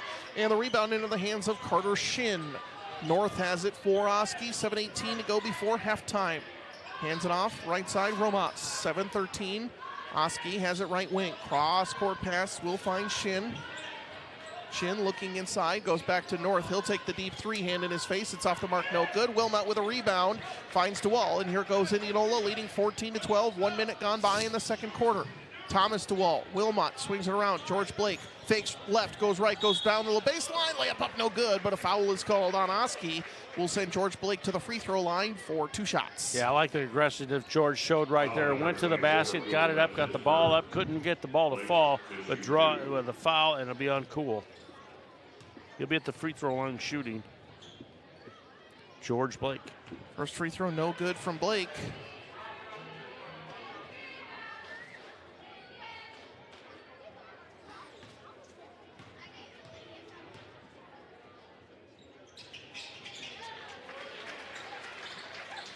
Second one is good, and Blake makes it 15-12. Oski has the ball at the top of the key. Shin gets it back left side. Romas now back up top. Knox into the corner for North. North dribbling around. Shin back top of the key. He'll take the three. It's off the mark. No good. Wilmot skies for the rebound and grabs it. DeWall gets it up top. Blake back to DeWall. DeWall into the lane, and a foul's going to be called. Trying to draw the charge that time was Grady Cool, but DeWall slows up Rick and gets the foul call for 2 shots. Yeah, I think good job by DeWall with straight up with that, and Cool gets the foul. It's his second foul, and we've got Andrew DeWall at the free throw line. DeWall makes the first of 2. Udola now 4 of 6 at the line, Rick. Schulte comes back on for Indianola, as well as McGraw, as Thomas DeWall and Bryant Ritchie take a seat. Second free throw from DeWall is good. He's got 6 first half points. Blake with 7, McGraw with 4, the only 3 players to score for Indianola. North has it, trapped into the corner, cross-court pass will find Romas, now into the corner. Shin for 3, it's off the mark, no good. Blake with a rebound. Blake will bring the ball up the floor for Indianola. Surveys the defense, crosses over into the lane, goes right to the rim, can't finish. Wilmot gets it, putback shot is up and in, and Derek Wilmot gets 2. And Indianola leads 19-12. 5:50 to go in the first half. Over the top pass will just make it into the hands of Knox. He finds Shin up into the lane. Now back out North. Defended by McGraw into the corner. Romas dribbles baseline. Good defense from Blake to beat him to the spot as they get it back out to North. Over the top pass, stolen away. Schulte tips it. Blake grabs it, and Blake brings it across half court. Blake cross-court pass. Schulte. He'll drive inside, back into the corner. No, tipped up by Oski and out of bounds. Good defense. Oskaloosa to prevent a wide-open McGraw 3. 5:27 left to go before halftime. A McCoy True Value timeout is going to be called on the floor. Indianola leading 19-12. Yeah, Oskaloosa is going to take this timeout. They're just noticing a couple things. And I like Hayden Schulte. No points for Hayden right now, but he's controlling the ball really well. And that time he tried to get it back in the corner, so maybe we get a 3 out of it, but it was tipped by Oskaloosa. But Indianola will retain possession of the basketball. 27 on the shot clock, a 30-second timeout taken on the floor. McCoy True Value timeout. Indianola leading 19-12, Rick, and basically Oskaloosa with those 3 threes in that first quarter, back to back to back, as part of that 9-2 run. Other than that, they've been mainly quiet. Grady Cool got the baseline jumper, and Xavier Edwards made a free throw, but the opening 2.5 minutes of the second quarter, Indianola's kept Oski scoreless. They've done a good job of it. They need to keep that good work up and stay out there. We're going to have it kind of not a good place to throw in from, but it's going to be down in that far corner. DeWall gets it in to Wilmot into the corner, who finds Schulte.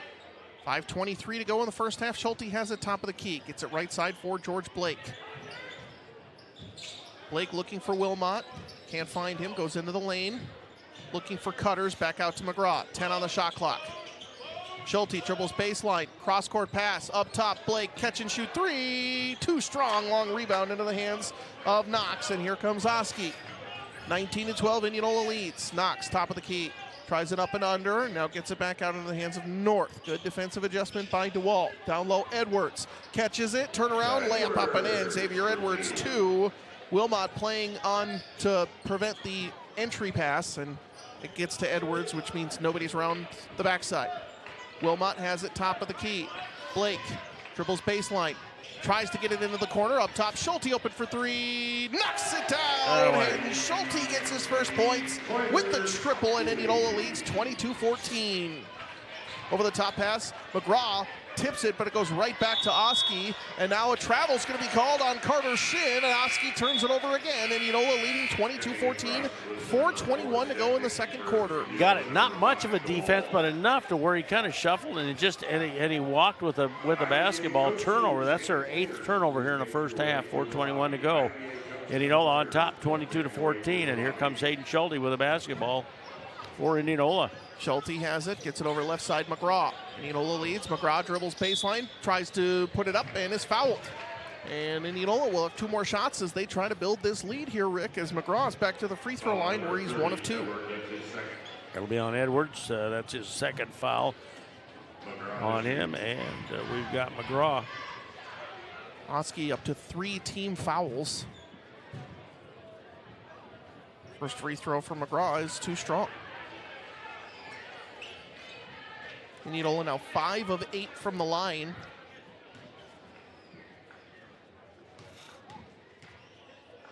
Second free throw from McGraw.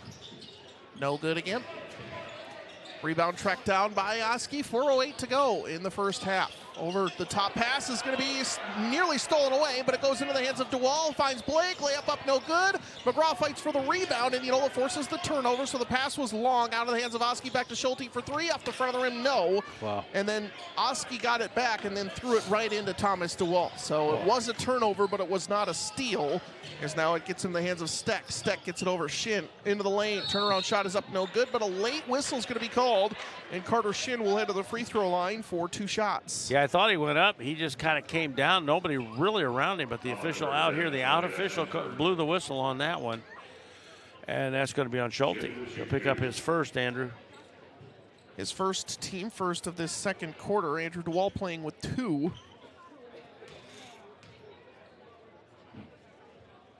And Shin makes the first. Oski now 2 of 3 at the line.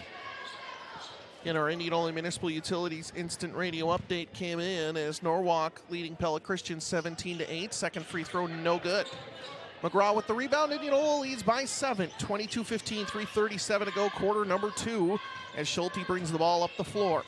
He dribbles right, hands it off to Blake. Cross-court McGraw. Now Thomas DeWall. Back to Blake, right wing. Down to Andrew DeWall, looking down low. Good defense from Edwards. Now goes into the lane. Blake right to the rim, finishes. George Blake's first bucket in the second quarter. He's up to 9 points, and Indianola leads by 9, 24-15. Xavier Edwards has it, double teamed. Over the top pass is going to find its way to Steck. Back to Edwards, straight to the rim. Layup up, no good. Good defense from Thomas DeWall. Andrew DeWall has it into the corner. George Blake back up. DeWall, McGraw.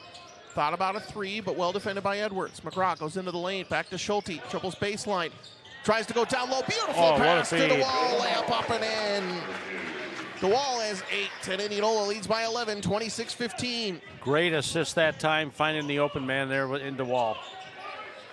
Ball tipped out of bounds off of Oskaloosa as they lose the ball, and Indianola forces another turnover.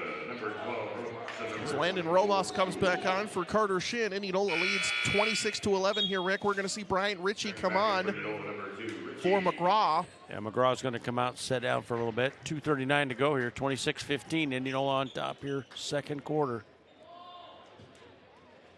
Indianola's on a 4-0 run here, Rick, and can they keep this going? We're ready for tonight's Raise the Roof moment of the game if they can hit a big shot from outside, as Blake has it left wing. Up top, Andrew DeWall. Bryant Ritchie goes into the lane. Kicks it out, Schulte. 18 on the shot clock. Schulte dribbling around. Gets it right side, Ritchie. Back over to Blake into the corner. He'll dribble baseline. Well defended by Oski, and they tip his pass out of bounds. Will remain with Indianola. 6 on the shot clock, 2:10 on the second quarter clock. And Indianola underneath. Yeah, George had no place to go there. Tried to get that back in. Got it up high enough so anyway, if they did happen to tip it or touch it, it was going to go out of bounds, and it did. Pass gets into Ritchie. Catch and shoot. 3 rims in and out. No good. Rebound into the hands of Knox, and here comes North for Oski. Indianola leads by 11, 26-15. 2 minutes to go in the first half. Steck over to North. Right wing. Dribbling baseline, and Indianola cuts it off. Steck, pass, entry pass is going to be deflected and out of bounds off of Oski.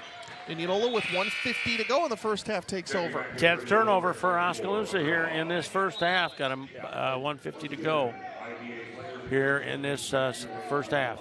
So Indianola trying to build this double-digit lead. Schulte along with McGraw, Thomas DeWall, Bryant Ritchie, and George Blake for Indianola. Blake fakes left, goes right, goes down low, double team, kicks it back up top. Ritchie swings it around DeWall, goes baseline, tries to get it back into the corner for George Blake, and it's off of Indianola and out of bounds. Blake tried to get that.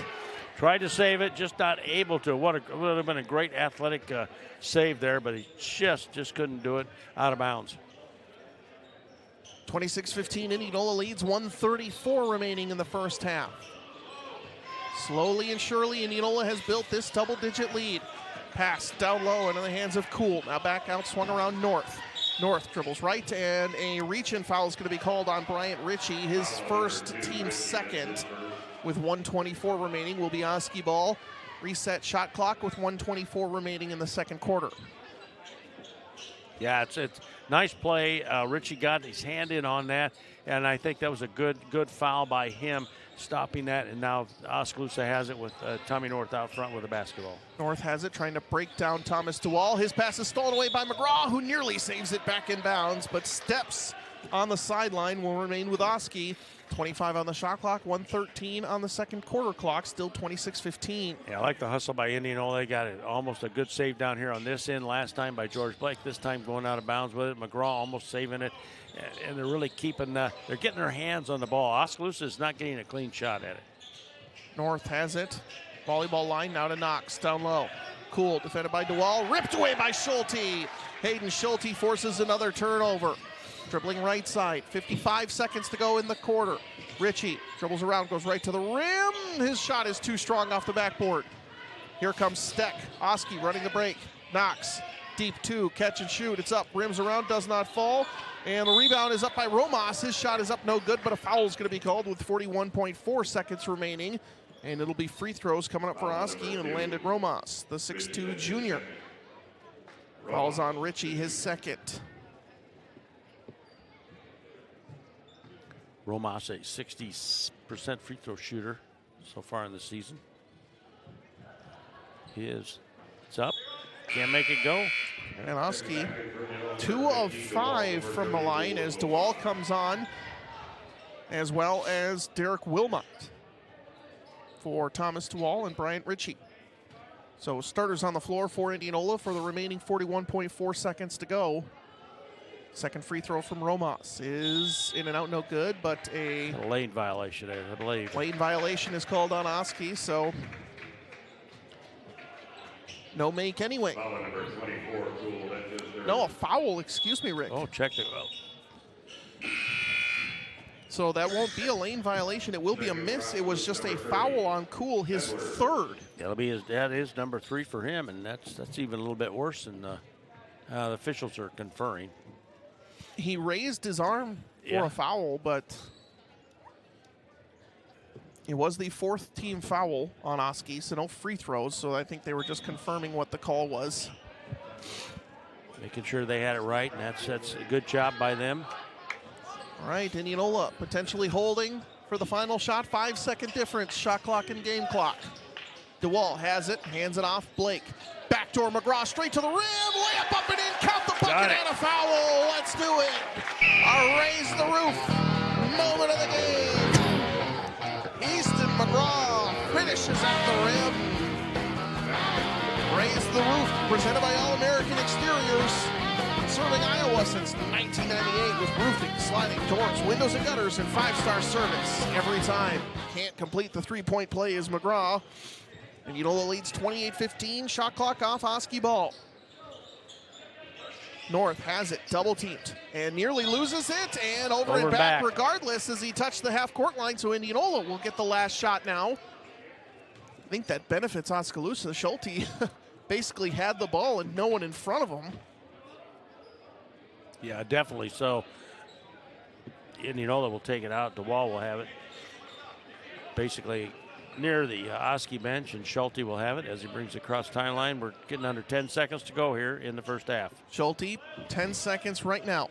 Dribbles right, gets a screen from Wilmot, goes into the lane, back door over to DeWall, open for 3, hits the front of the rim. Wilmot fights for it, and it's going to be off of Oski, out of bounds. 2 seconds to go in the half. Indianola leading 28-15. Schulte will bring it out 2 seconds. Have time to catch and a dribble. Well, catch and shoot, too. Depends on how. There you go. Pass into DeWall. Out Blake. Catch and shoot. 3. Off the back of the rim. No, but that does it for half number 1. Indianola has a strong second quarter offensively and defensively and leads 28-15 at halftime. Back after this on KNIA. Indianola Activity Shoot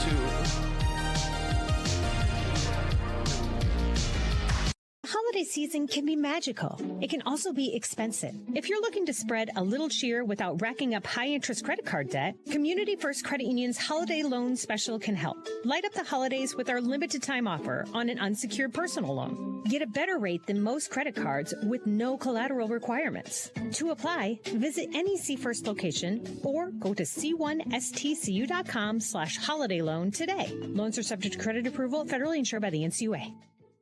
If you are looking for a store that sells everything from blinds and countertops to furniture and flooring, Phillips Floors is not your store. However, if you are looking for a flooring specialty store that is committed to professional excellence in all facets of flooring, check out Phillips Floors in Indianola. They are committed to providing quality flooring and installation that's the right fit for your home or office and will last for years to come. Visit their brand new showroom and facility at 1605 North 9th Street or check them out at phillipsfloors.com. Phillips Floors, we do flooring. Welcome to halftime coverage live on 94.3 KNIA. Indianola boys basketball leads Oskaloosa 28-15. Continuing high school basketball coverage on KNIA. Going back to the girls basketball game, Indianola survives Oskaloosa in overtime 42-40. Joined by head coach Jeff Jansen and coach holding home court in Little Hawkeye Conference play, and you advance to 2-0. Wasn't easy, but you get there through some clutch play late. Absolutely. You know, pretty wins are out the door, and who really cares at this point? I'll be honest with you, as you know, a really nice Oskaloosa team came in. Looking at the stats is going to be really interesting because it was a tale of two halves. It was a tale of bounces there. You don't win too many games when you score less than 10 points in 3 of the 4 quarters, but we were able to get it done tonight, and extremely proud of our girls. It's kind of a blessing and a curse. Foster picks up 2 fouls early on, and obviously she's an incredibly talented player, but that also throws the game plan away for Indianola and kind of had to adjust on the fly. So I think you take it, but obviously it had some adjusting in the first half, and Indianola was able to get a big lead. Yeah, absolutely. You know, one of my last challenges before the game started was, can Oskaloosa win if Foster doesn't score 20 points? And obviously, we you know, foul trouble helped us out tremendously, and being able to double team and limit how many O boards she got when she was able to play significant minutes in the second half. But yeah, you know, last night's game, preparing them for tonight, there were some hiccups for sure, but you know, sometimes you have to throw that game plan out of the window when things happen, and again, I'm proud of how our girls responded from that. Sometimes it's hard to see what works and what doesn't on film, and I think you can point to the double team, especially with the Dana Blake front. When the defense is late, it's an easy layup. When they're not, it's generally a tougher shot or a pass. And I think you can really point to that. It was very apparent in tonight's game. Yeah, absolutely. You know, again, looking at our offensive numbers is where a lot of our focus is at. But we need to make sure that we are picking our girls up in the sense that our defense has been keeping us in games. You know, our defense was good enough to win last night. Unfortunately, that didn't happen. And fortunately, tonight we were able to get enough stops. And, you know, that half quarter didn't go in before the buzzer. So that, again, a lot to learn and a lot to recover from this week with back-to-back games in less than 12 hours. Hasn't been easy, I think, from the field for Lauren Olson. Just kind of hasn't found the groove of her shot very much yet this season, but she scores all 7 points for Indianola in the 4th quarter to help force overtime.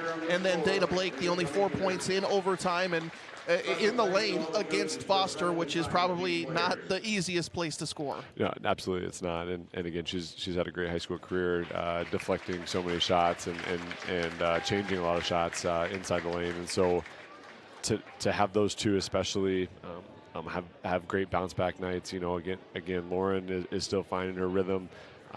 She's worked tremendously hard to get back to this point and continues to be a great distributor of the basketball and kind of figuring out her role on this team as you know, as someone who had to sit out the last 19 games of the year last year. So again, really proud of her. Dana, what a tremendous opportunity and what a tremendous overtime for her to seize the moment, not shy away, and make 2 great moves to score our 4 points in overtime. She's been our most consistent player throughout this whole season and a great leader for us, and tremendously proud of her. Got to go back to the turnovers. Just too many for Indianola, and I know you know that already, but some of the things you can do to help clean those up. Because, again, I think we talked about it on the broadcast. Some of them you're not necessarily okay with, but you'll accept being too aggressive, maybe losing the ball, trying to force a pass in somewhere. But then there's the self-inflicted, some of the travels, some of the miscommunications, those type of things. You know, one thing the girls said, they do a great job reflecting at halftime. They do a great job reflecting after the games, and one of the points was basketball IQ. And for them to be aware of that is a positive. And, you know, I think we talked about this last time, Andrew, that we have a lot of girls that are multi-sport athletes, and it's my job to put them in more situations in practice to get more of those basketball reps, to get more of those situations where, hey, things aren't always going to go our way, but how do we respond to them? And also, too, how do we recognize where we have an advantage and where we don't have an advantage? And so how do we do that in a constructive way, too, right? It's easy to clip up plays and send it in huddle. It's a couple clicks of a button, but how much teaching is going involved in with that? And I know from a coaching staff standpoint, Coach Hine, Coach Hackett, and Coach Naylor are doing a tremendous job communicating to our girls. Now we just need to do that more. We need to make sure that the teaching's at a better level here heading into the rest of December and into January. 2 games in 2 days. You get to take a week off, and it's going to be a tough one next week with one of the teams that's playing the best in the entire state. How do you want to approach the rivalry contest next Friday? Yeah, you know, North Polk on Thursday night, and then Norwalk on Friday. Yeah, no. When I'm not there, games do happen sometimes. No, you know, that's a grueling stretch here for sure at the end of our December. But you know, thinking of how we were 12 months from now, 12 months ago, excuse me, and where we're at now, I know our girls will be prepared. We're going to focus on us. What do we do well? What do we need to keep working on? Those are 2 tremendous teams that we have to play against at the end of next week, and we have a lot of respect for them, their coaching staffs, and their players, and you know, good for them for having a tremendous start and tremendous talent. But we're excited to focus on us early next week and keep conditioning. Our girls, it was awesome. Over Thanksgiving break, they're asking for more conditioning. Let's get up and down more, and we're going to keep doing that and keep working on those little things. Back-to-back weeks, you catch me on that. And you'd think it would help. I have the schedule right in front of me. But either way, thank you very much for joining us, Coach. Really appreciate it. And we'll see you next week. No problem, Andrew. Thank you. We'll have more basketball coverage. Indianola boys leading Oski 28-15 back after this on KNIA, Indianola Activities YouTube. Looking for an internet provider that prioritizes convenience? Look no further than IMU Fiber. Our local and community-focused approach means faster support wait times, quicker response time for service issues, and a commitment to hometown values. Our state-of-the-art fiber network platform ensures unmatched reliability, resulting in fewer service slowdowns and interruptions. And the best part? No contracts, no data caps, and no fine print. Just great service from people you know and trust. Experience the IMU Fiber difference in Indianola today. Hello, folks. Rebel here. You know winter is among us, and outside projects naturally take a backseat to the holidays. But if saving money is your thing, All American Exteriors is here to help. That's right. Now through the end of the year, we have our lowest prices of the year. We have already started getting our price increases effective January 2nd. So if you need a roof, siding, or windows to make your house a home, what should you do? Call now. 515-255-4872. Satisfy your pizza craving with a trip to Godfather's Pizza Express. With 2 Indianola locations at 1201 North Jefferson Way and 2001 West 2nd Avenue, as well as 290 Highway 28 in Martinsdale, Godfather's Pizza Express is known for their delicious create-your-own and specialty pizzas, appetizers, and extras. Start your day right with one of Godfather's breakfast pizzas, rolls, or sandwiches. And don't forget to join their loyalty club and start earning free pizza after your first purchase. Order online at godfathers.com. Winter weather has arrived, so prepare for the months ahead with a trip to McCoy True Value in Indianola. McCoy True Value has everything you need to battle cold, snow, and ice, including gloves, hats, snow shovels, ice melt, and tube sand. Prep your vehicle for winter by restocking on ice scrapers, windshield washer solvent, antifreeze products, and more. Time for a furnace filter change? McCoy True Value has you covered. Stop by today. McCoy True Value Hardware. Service with heart. Very brief halftime debrief here, Mr. Rick Wilson. 28-15, Indianola leads Oskaloosa. And Indianola with probably their best first half of the season so far. defensively holding Oski to just 15. And here we are ahead, and we Oskaloosa had with 15 defensive rebounds, 3 offense, and we just had 9 defensive rebounds. So that's how many shots we missed in the first half. And, of course, we've got that 28-15 lead. And here we go. We're going to put it back in play. Indianola will have it. And it's Schulte with the basketball for Indianola. Indianola basketball on AM 1320, FM 94.3, KNIA, Knoxville, Indianola. McGraw has it, backing into the lane. Thomas DeWall dribbles right, gets it over to Andrew DeWall, back to George Blake. Good defensive pressure here from Oski as Blake drives inside the lane, kicks it over McGraw.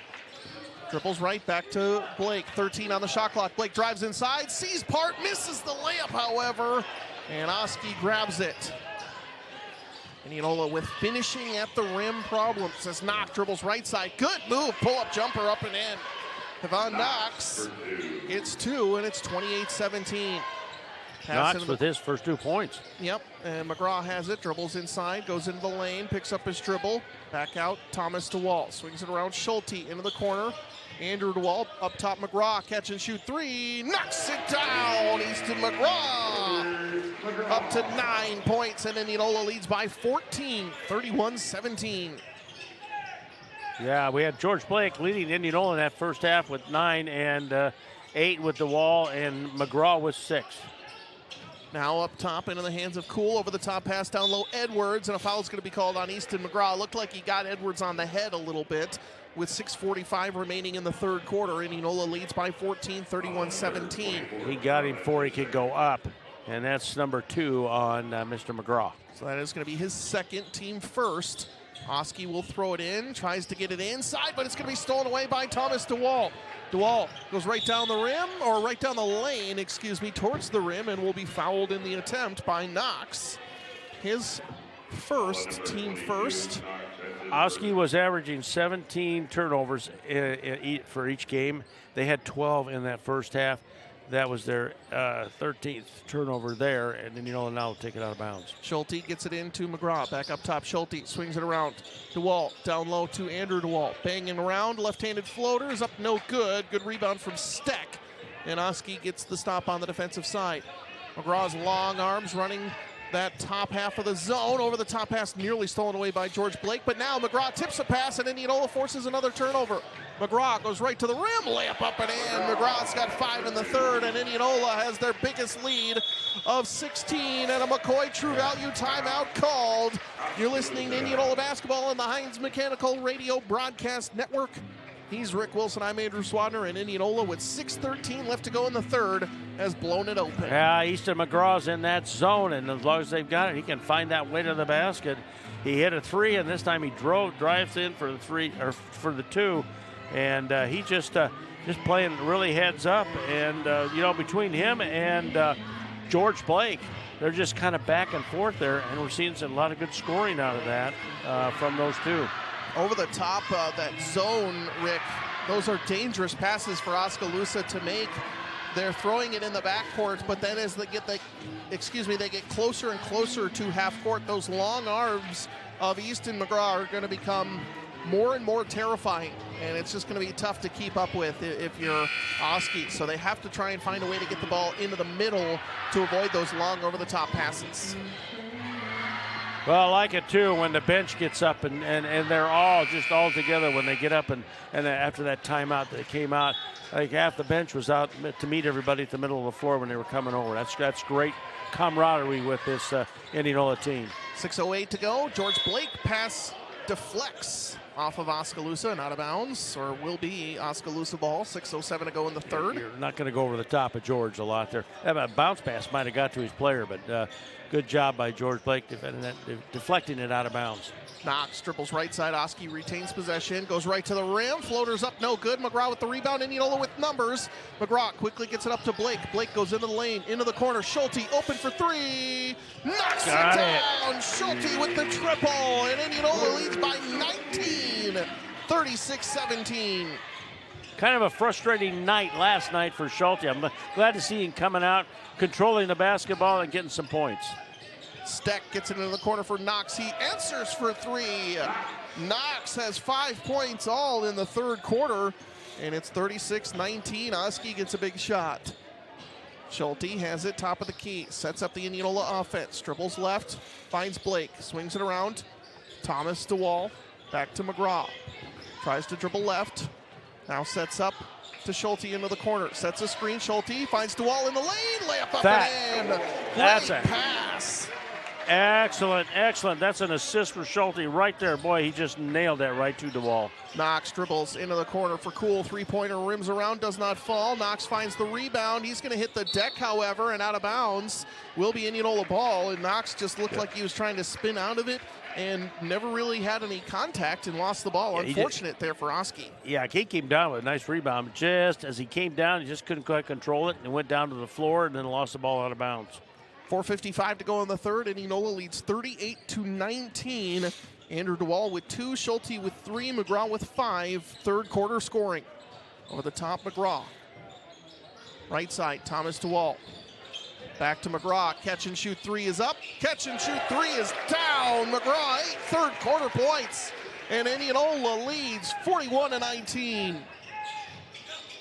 Pass into Edwards. Stolen away by DeWall, but no, he's going to get a foul contact call on the back of Edwards, and we'll have a foul called on Thomas DeWall. Should be his first, team second. 4:30 to go in the third quarter, and Derek Wilmot comes back onto the floor. Yeah, Thomas DeWall comes out, and Wilmot comes out back on the floor for Indianola. Pass over to North. His deep 3 is up and in.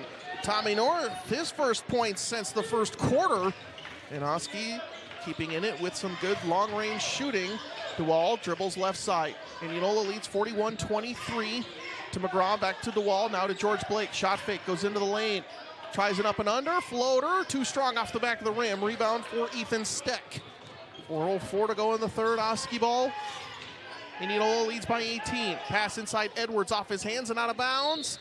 And will remain, no, goes towards Indianola off of Edwards. The official down here, I think he was blocked away from him. He looked out at his partner over there, and he kind of notioned that, and it's a good call. I'm glad he acknowledged the other official over there. 3:58 to go, quarter number 3. Indianola leading 41-23. DeWall to McGraw. On the handoff, Wilmot, top of the key for 3, and the big man sinks it from long range. 3:40 to go in the third, and Wilmot's across the country listening tonight celebrate. Shin has it into the corner, double teamed, gets it into Edwards, down low. Turnaround shot, Steck is up, it's no good. Skying for the rebound was North, and he just couldn't quite handle it, and it goes out of bounds. Boy, that vertical from Tommy North. That was unbelievable. He went up high for that one. As Edwards will tie his shoe. Indianola ball, length of the floor to go, leading 44-23. Schulte, Andrew DeWall, Easton McGraw. Wilmot, top of the key again. This time he goes left to Schulte, shot fake. Back up top. DeWall. George Blake catch and shoot 3, rims in and out. And Indianola will give it up to Oski, who grabs the rebound. 3 minutes to go in the third. Knox down low. Pass tipped up, stolen away by Wilmot, intended for Edwards. DeWall back to Wilmot, goes right to the rim and takes it big knock. Nothing dirty or anything, but Ethan Steck tried to get up and block it from Wilmot, and Wilmot with the shot fake takes the contact. And I think he saw it coming, so he kind of turned. And, so it's he's going to go to the free throw line. Wilmot off the bench with 5 and shooting 2.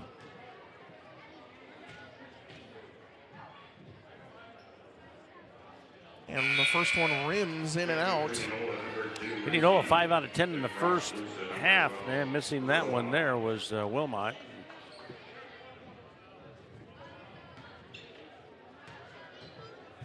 Second one for Wilmot. Rattles home. He's got 6 off the bench. It thought about it. It seriously thought about popping out. 2:50 to go in the frame. Over the top pass finds its way into the hands of Romas. Now cross-court pass stolen away by DeWall. Over the top for Schulte. Schulte tried to go back to Blake, but no, Oski's there to steal it away. So Indianola turns it over. Good look on the break, however. Gets it down low. Edwards up and in. Xavier Edwards gets the 2. His first points in the third quarter as Oski Makes it a 20-point game. Indianola leading 45-25. Blake dribbles into the lane and travels. Good walk, yeah. So drug that foot. The slow turn there, Rick, and that's what causes the travel. You're allowed to gather step, but not if you have control of the ball for a certain amount of time. You got it right there, and that's just the fourth turnover for Indianola here in this ball game. 2:17 to go in the third. Indianola leads 45-25. North has it for Oski. Shin, left side. Romas triples baseline. Double team. Indianola all over him. Finally gets it out into the hands of Edwards. Edwards defended by Wilmot. Dribbling around. Cross-court pass for Tommy North. North pulls up for a deep three. It's off the rim. No good. And Ritchie grabs the rebound. Ritchie gets it left side. Schulte dribbles baseline, tries to go back inside. His pass is stolen away, deflected by North, and a foul is going to be called on the floor with 1:49 to go in the third quarter. Indianola leading 45-25 over Oskaloosa. Fouls on Wilmot, his first, team third. McGraw comes back on along with Thomas DeWall as Schulte and Blake take a seat. Yeah, needed rest there for those two. They really pushed it hard there in that third quarter. Tommy North brings it across half court for Oskaloosa. Dribbles left. Now gets a screen from Edwards, finds Edwards at the top of the key, looks inside, great pass to Romas, but his shot is blocked by Thomas DeWall. Picked up by Wilmot, here comes Ritchie. Ritchie into the corner. DeWall back out. Nice hustle by Oski to get back as Thomas DeWall has it, gets it over to McGraw, and Indianola will set up their half-court offense as McGraw gets a screen from Wilmot. Dribbles right. McGraw back over. Ritchie into the corner. DeWall dribbles baseline. Tries to find Thomas DeWall. Open for three. Knocks it down. The triple for Thomas DeWall. I believe his first points of the season, Rick. Yeah, it is. And it's a nice three in that corner. Way to, he shot that out to the corner, and he was there waiting patiently for it.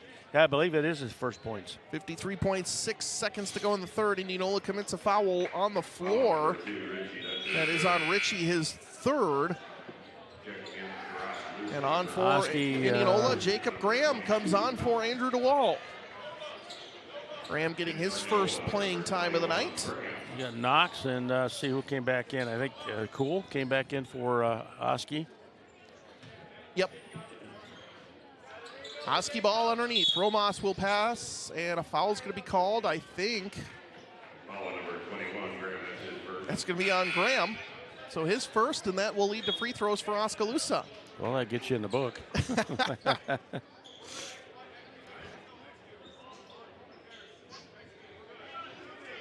Yeah, it should be, two free throws for Oski. It will be Carter Shin at the free throw line for two. Shin was 1 out of 2 in the first half, Andrew. Oski 2 of 6 at the line. Make that 2 of 7. Neither team shooting well from the charity stripe, to say the least. I think Indianola around 50%, not quite that for Oski. Oski misses them both. Rebound to Cool, however. He's going to get it back, tries to turn around. Wilmot all over it. Shot blocked by McGraw, but a foul is going to be called. And with 49.4 seconds to go, the offensive rebound turns into potential second chance points. That's on Wilmot, his second.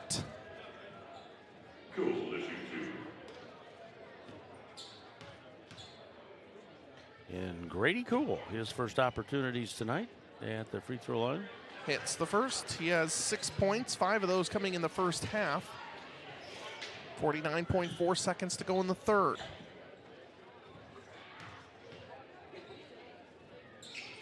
Second free throw is good. McGraw over to Ritchie. Shot clock and game clock about 13-second difference as McGraw has it to Wilmot. Thomas DeWall. Dribbles left, finds Ritchie, fakes right, goes left, goes into the lane, into the corner, McGraw, now to Thomas DeWall, back up top, Graham, into the corner, Wilmot. Dribbles right, picks up his dribble, gets it over to Ritchie, and a travel's going to be called. Just looked like his back foot slipped a little bit with 27.6 seconds remaining in the third quarter, and Indianola leading 48-27, and it will be Oski ball sideline inbound.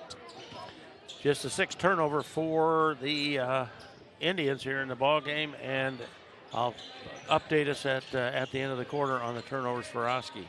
North has it out at the three-point line. Wilmot, hand in his face, pulls up for three, 13 seconds. DeWall with the rebound. Here comes DeWall over the top, finds Wilmot, kicks it out to McGraw for, thought he was going to pull the trigger. DeWall has it, gets it over Ritchie. He'll shoot the three, knocks it down. Bryant Ritchie with the triple. Indianola's sixth three of the quarter. Oski shot at the buzzer's up, no good, but Indianola, you can't see him, but Rick Wilson's walking it out in the Indianola High School gym, leading 51-27 back inside the Hy-Vee radio broadcast booth after this on KNIA Indianola Activities YouTube. The holiday season is the best time of year. Families in town, the food is amazing, and everyone seems to be in a cheerful mood. Make sure your holiday season is festive and fun by checking out the variety of decorations, floral arrangements, and holiday centerpieces at Bellflower Florist and Gifts in Norwalk. Located at 2251 Sunset Drive, Suite C, Bellflower Florist and Gifts is your neighborhood floral and gift shop that offers exceptional quality, service, and design for all your holiday floral needs. Visit them online at bellflowerfloristandgifts.com or stop by the store Monday through Saturday. Woo! I've got the keys to be a Chevy driving, Ford flying, Jeep trying, son of a gun. And I'll drive every other auto too. Regardless of what kind of auto your keys start, when you have car or truck problems, simply take it to Keller's. Woo! Hi, this is Chad Keller with Keller's Garage in Indianola, Iowa. I'd like to take time to thank everyone that trusts us to work on their vehicles, and for simply taking it to Keller's. Welcome back inside the Indianola Hy-Vee radio broadcast booth on KNIA. Oski ball to start quarter number 4. Indianola leading 51-27. North has it. Good look inside right to Carter Shin, who gets the 2. And it's 51-29. He's Rick Wilson. I'm Andrew Swatter. Indianola quickly back down the floor. McGraw goes right to the rim and finishes at the rim.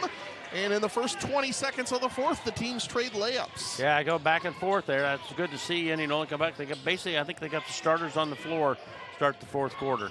North over the top pass, finds Knox, left side. Knox will split the defense, goes right to DeWall, and it's going to be out of bounds. Great defense from Andrew DeWall, Rick. He just stood there, and Knox went right into him, and DeWall falls backwards. No call. Ball goes out of bounds. Well, maybe a good no call, but it goes out of bounds. It'll be Indianola taking the ball, and it'll be Schulte with it. Get it up the floor for Indianola. 7:18 to go in the ball game. Schulte will bring the ball up the floor, leading 53-29. Thomas DeWall gets it over to McGraw. Back to George Blake. Blake up top. Schulte catch and shoot 3. That one is short, and Schulte didn't look like he got his legs into that one. We'll go out of bounds. Oski ball, 7:03 to go in the ball game. Yeah, not quite what he was looking for, but anyway, that's in it. And a turnover gives it back to Oskaloosa. Romas picks up his dribble, goes over to Shin, tries to drive inside, goes right to the rim. Shot blocked by DeWall, but no, they whistle him for a foul. I think they're going to get him for the foul. He swiped his arm across, and anytime you do that, Rick, even if you get all ball, it looks a lot like a foul. So DeWall picks up his third, team first of this fourth quarter, and Carter Shin will head to the free throw line for 2 shots. He's 1 of 4. Make that 2 of 5. 4 points off the bench for the 6'4" senior.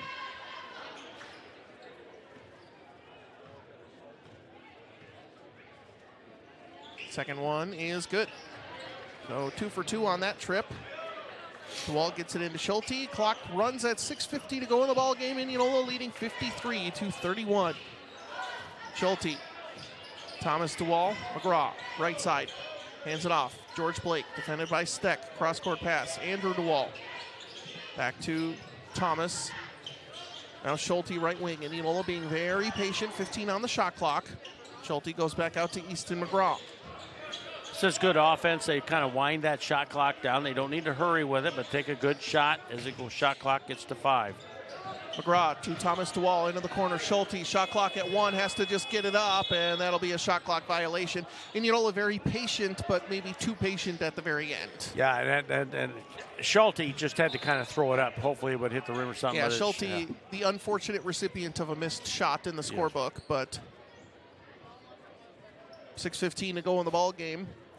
Indianola leads by 22. Instant radio update, Indianola Municipal Utilities instant radio update. Norwalk leads Pella Christian 28-22 at halftime. 6:10 to go in the ball game. Shin dribbles right, baseline jumper is up, too strong. George Blake fights for the rebound. Oski's going to try and save it back in bounds after Blake lost it, and will be off of Oskaloosa.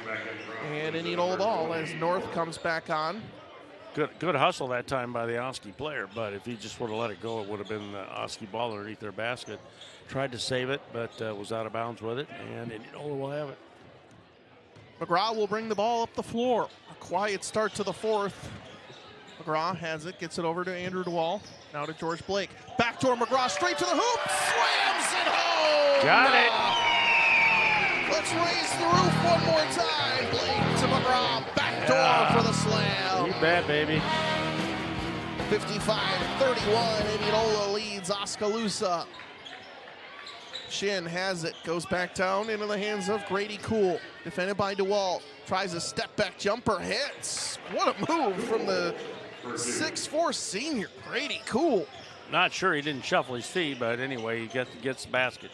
Schulte drives inside, tries to go right to the rim. His shot is blocked. Oski grabs it, and they have numbers as Indianola tries to hustle to get back. Oski can't take advantage of it. North has it, top of the key. Dribbling in on Thomas DeWall, back out, wide open. Romas, deep three, off the front of the rim, no. Long rebound is going to be picked up by Steck, and he'll be fouled by Schulte with 5:02 remaining in the ball game. I think Hayden will pick up the foul. Let's see, we got 3 coming in for Indianola. Brody Page and Bryant Ritchie out of the floor for Indianola as Coach Jeff Ebling is going to start emptying out the bench. Pass gets in. North catch and shoot 3 on the inbounds. It's off the mark, no good. Long rebound. Bryant Ritchie has it, and here comes Indianola. McGraw has it. North looks to be a little shaken up. Hands it off Page. Dribbles top of the key. Left side Ritchie. Dribbles right. Double teamed. Back out Page. Swings it around McGraw. Into the corner. DeWall takes some contact. Now dribbles left. Gets around his man. Down low. Wilmot straight to the rim. Layup is up. Count the bucket and a foul. Derek Wilmot, another 2 off the bench. And Indianola leads 57-33. North's second foul, team first, with 4:37 remaining in the ball game. Linus Morrison on for the first time for Oskaloosa, along with Tyler Edgar. As Steck and North take a seat.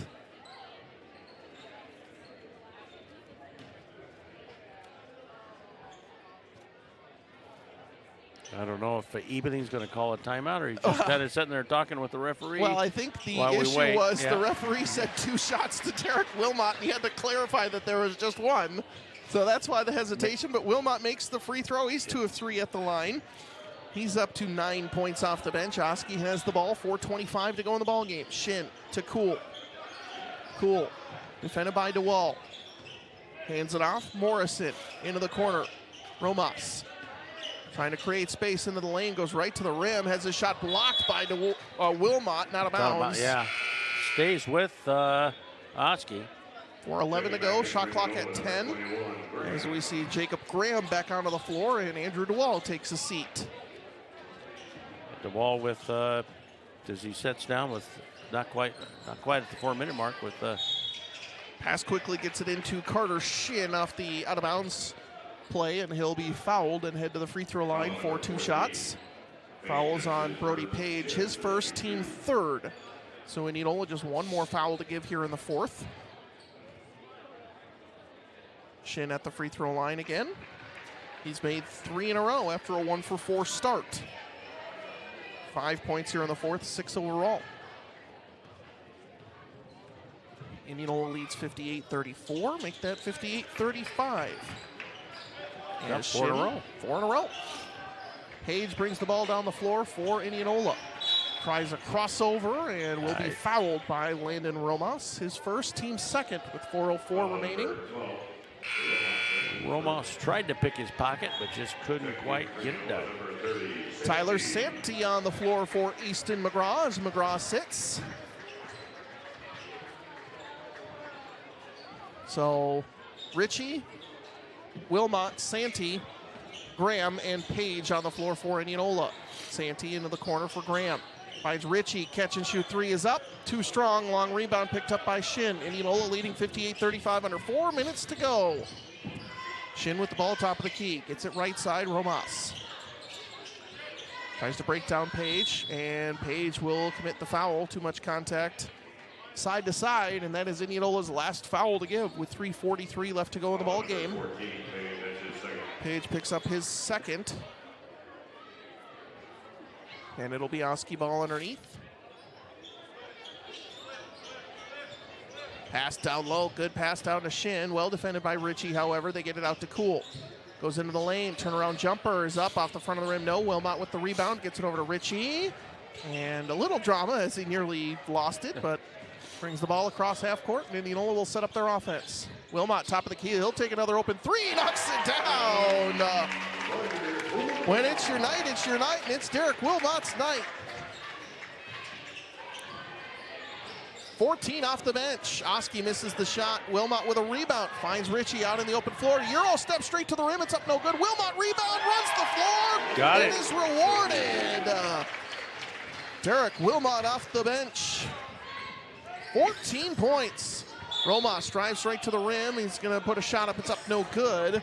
2:58 to go, and Oski will shoot free throws for the rest of the way. And Indianola leading 63-35. So, Rick, just to go through that last sequence, Oski misses the shot. Good box out by Graham. Tips the ball over to Wilmot. He quickly gets it up to Ritchie. Ritchie does a beautiful Euro step down the floor, but can't finish at the rim. And Wilmot is rewarded for running the floor and gets the layup, and he'll take a seat. And Kyson Storm comes onto the floor for Indianola. So Storm, Santee, Graham, Ritchie, and Page on the floor for Indianola right now as Romas hits the free throw and hits them both. Oski 6 of 6 in the fourth quarter at the line, under 3 minutes to go. Indianola leads by 26. Page to Ritchie, right wing. Up top, Tyler Santee swings it around. Graham goes into the lane. Back over Santee. Catch and shoot three, it's up. Off the mark, no good. Rebound for Romas. He'll bring the ball down the floor. For Oski, 2:35 to go. Romas, left side. Oski. It's Holden Brauntmeyer into the game for the first time. Gets it in down low. That's Edgar, misses the shot. Rebound into the hands of Storm. Here comes Ritchie. Graham. Top of the key, Page. Fakes left, goes right. Floater in the lane. Brody Page hits the floater. It's up and in. And Indianola leads 65-37. Shin tries to go down low. Romas. In on Page. Turnaround shot is up, blocked by Graham, but a foul is going to be called. And with 2:01 remaining, Landon Romas, who's 2 for 4 at the free throw line, will head back for 2 more. I'm not sure who the foul was on. I know Jake was. Yeah, it's It'll going to be on Storm. Storm, so they're going to get the foul on that one.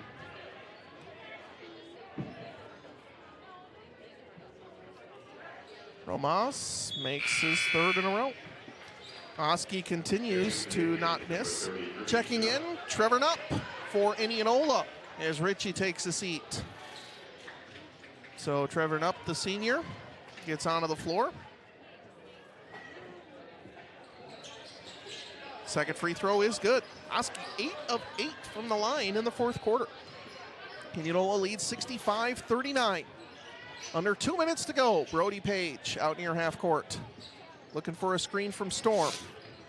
They get the switch. Page dribbles right. Hesitation. Out to Knupp. Goes left for Santee. Santee into the corner for Knupp. Dribbles right. Back up top, Page. Page dribbles left. Tries to break down his defender. Goes into the lane. And a foul is going to be called on Oskaloosa. They still have just their third. With 1:34 left to go in the ball game. It'll be Indianola ball underneath. I think this is going to be the lineup Indianola closes out the game with here, Rick. Coach Ebling might get someone else in. Yeah, it's kind of looking that way. Page down to Knupp. Shot is up, I think deflected and picked up by Oski. 1.5 minutes to go in the ball game. Romas into the lane, goes right to the hoop, and a foul's going to be called, I think, on Storm. And Landon Romas will head back to a familiar spot this quarter, the free throw line. Well, he's been there and been very successful. It's on Santee, excuse me, his first. Indianola Municipal Utilities Instant Radio Update. Norwalk defeats Pella Christian 55-43 as Romas makes his 5th in a row. Mason Muir into the ball game for Oski.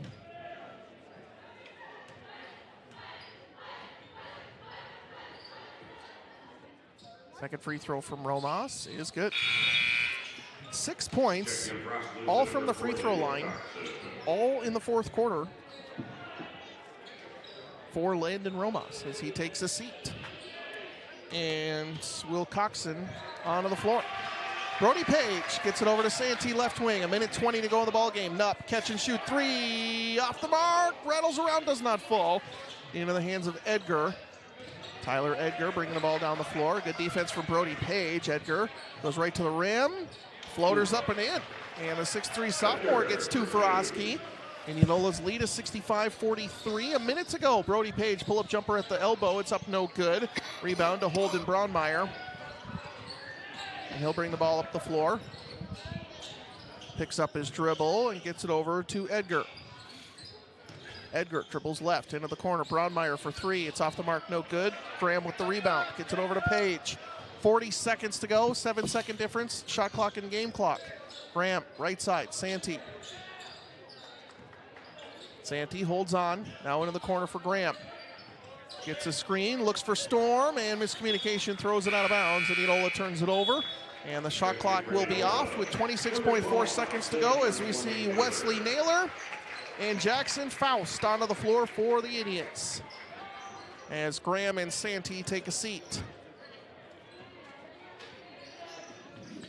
65-43, nice win here for the Indians. Indianola will get their first win of the season.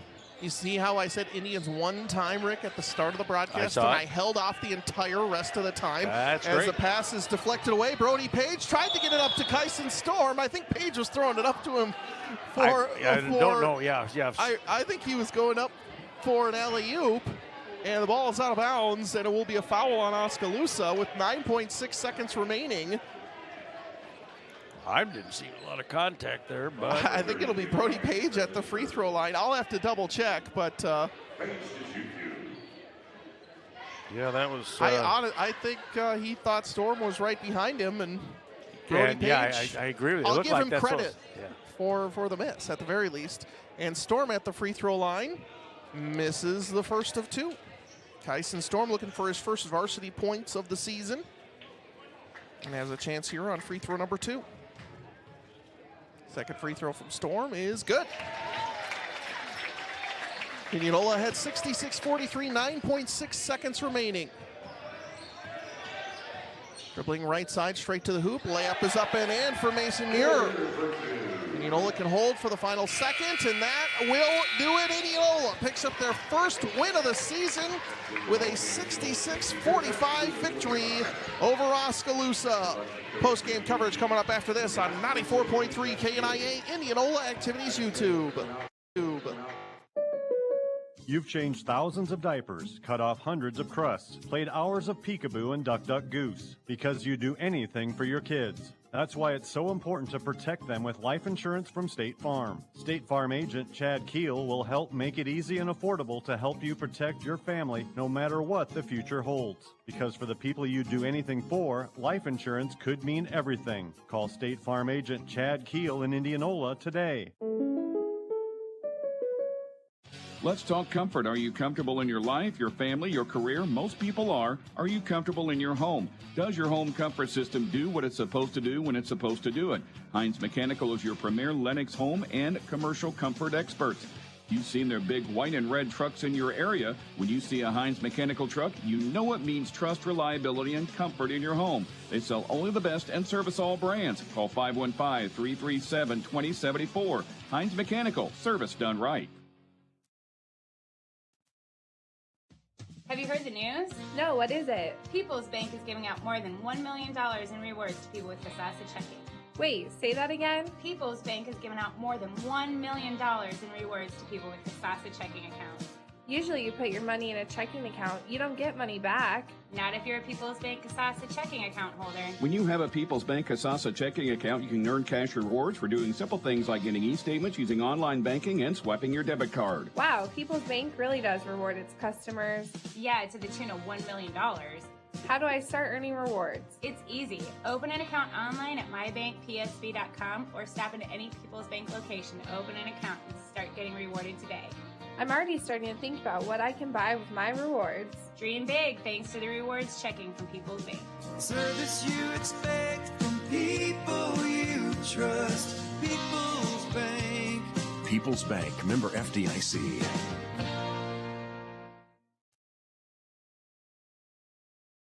Your next leasing experience should deliver maintenance-free, stress-free living in the communities with conveniences. Our Kading properties, pet-friendly communities cater to everyone from young professionals to families and downsizers.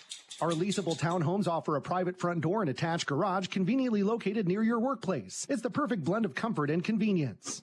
Trade apartment living for your new townhome lifestyle. At Kading, we make leasing easy. Visit kadingproperties.com to view available townhomes near you and discover why Kading Properties is the perfect fit for your lifestyle. Postgame coverage live on 94.3 KNIA. Indianola defeats Oskaloosa 66-45. He's Rick Wilson. I'm Andrew Swadner. And Rick, Indianola gets their first win of the season in pretty dominating fashion. Our DeArmond Ford Radio key play and player of the game. There's a lot to go through, but I got to give it to Easton McGraw. Scored in all four quarters and really dominated in the second half. And just had an overall great game, and he was our not only DeArmond Ford Radio key player of the game, he had tonight's longest or drive to the basket with his slam dunk on the back door from George Blake. Make sure your vehicle is ready for those long drives ahead, and remember to simply take it to Keller's. Key play of the game, Rick, there's a couple, but I think I got to go back to quarter number 3. Indianola, in that frame, gets 3-pointers from Bryant Ritchie, Thomas DeWall, Hayden Schulte, and 2 from Easton McGraw, 1 more from Derek Wilmot. And that was basically almost all of Indianola's points in the third quarter, and that was enough to just blow the game open. Yeah, and from that point on with Wilmot, he just kept going with it. And I mean, that's excellent. I talked about bench points, getting 14 off the bench from Wilmot. Yeah, I mean, he has started, and I think Thomas DeWall is the one that's come in, but I think helping out with Indianola is having Wilmot come off the bench. That kind of sparks him a little bit. And he had 14, and he was just right behind Easton McGraw ahead with 18. So good job by Indianola tonight. They shot 8 out of 15 from the free throw line. But how about, let's talk about Oskaloosa. 12 out of 14 in the second half. And they have 14 out of 20 from the free throw line. They were 2 out of 6 in the first half. Boy, they came alive at the free throw line. They only missed twice. Final stats on the night are DeArmond Ford Radio key play and player of the game. You'll enjoy doing business with DeArmond Ford and DeArmondFord.com. We'll get a chance to talk to our player of the game, Easton McGraw, coming up. He led Indianola with 18 points. Derek Wilmot, 14 off the bench. Andrew DeWall with 10. George Blake with 9. Hayden Schulte, 6. Kyson Storm, 1. Brody Page, 2. Bryant Ritchie and Thomas DeWall each with 3. Take a short time out and come back and talk to our player of the game. You're inside the Indianola Hy-Vee radio broadcast booth on 94.3 KNIA. Indianola boys basketball wins 66-45. Got the keys to be a Chevy driving, Ford flying, Jeep trying, son of a gun. And I'll drive every other auto too. Regardless of what kind of auto your keys start, when you have car or truck problems, simply take it to Keller's. Woo! Hi, this is Chad Keller with Keller's Garage in Indianola, Iowa. I'd like to take time to thank everyone that trusts us to work on their vehicles, and for simply taking it to Keller's. Looking for an internet provider that prioritizes convenience? Look no further than IMU Fiber. Our local and community-focused approach means faster support wait times, quicker response time for service issues, and a commitment to hometown values. Our state-of-the-art fiber network platform ensures unmatched reliability, resulting in fewer service slowdowns and interruptions. And the best part? No contracts, no data caps, and no fine print. Just great service from people you know and trust. Experience the IMU Fiber difference in Indianola today. Welcome back to postgame coverage live on 94.3 KNIA. Indianola boys basketball wins 66-45 over Oskaloosa. Our player of the game, Easton McGraw, joining us for postgame coverage. Easton, first off, great game. How does it feel to get win number 1 on the season? It feels great, man. We needed that one. We've gone through a couple hard games and all last season. Kind of built up to the season, and we needed a big one here. So, yeah, we got it. End of last year, it felt like the team was really trending up, and you really started to feel like, hey, this is what 4A basketball can be. Early on, you got another taste of that against some very tough teams. What did you learn from the end of last year and the beginning of this year? Just be tough. Driving in, you got to keep a hold of the ball. It's war in there. You got to be strong, and you got to be confident in yourself. I feel like at the beginning of the season, we weren't all super confident in ourselves, and by the end of the season, I feel like we kind of gained our confidence and, yeah, got a lot better. Well, that's what we saw tonight, especially in the first half, where even when some of the shots weren't falling, everyone was still being really aggressive, and I think that's a good play style from this team. Was that kind of the mindset going in? Yeah. We wanted to score. We wanted to win. We needed this one. So everyone kind of came in with knowing we need to play tough defense, and, we need to score. It was good defense early on. Oski's a team that can really, from a lot of different guys, hurt you, so you needed the team defense. What is this team's team defensive identity so far early on? We've done a lot of it in practice. It's one of the biggest things we do. We work on transition defense, which we're getting a lot better at from last year. And, yeah, we're tough. We try to be as good as possible with help defense and closing out. I know this three-quarter court press, it's been run by a lot of different Indianola teams over the years. How is that working out for this specific group? You in the front, but then you got to have those cornerbacks on the side ready to pick those passes off. I think it's working pretty good with all the length we have up top, and we just got to get back on transition. Feel like we kind of let them slip past us on transition in that, but we're getting a lot better. And then offensively, I know this team is very unselfish. They like to move the ball a little bit, but when a guy sees the lane, he's going to go and take that shot.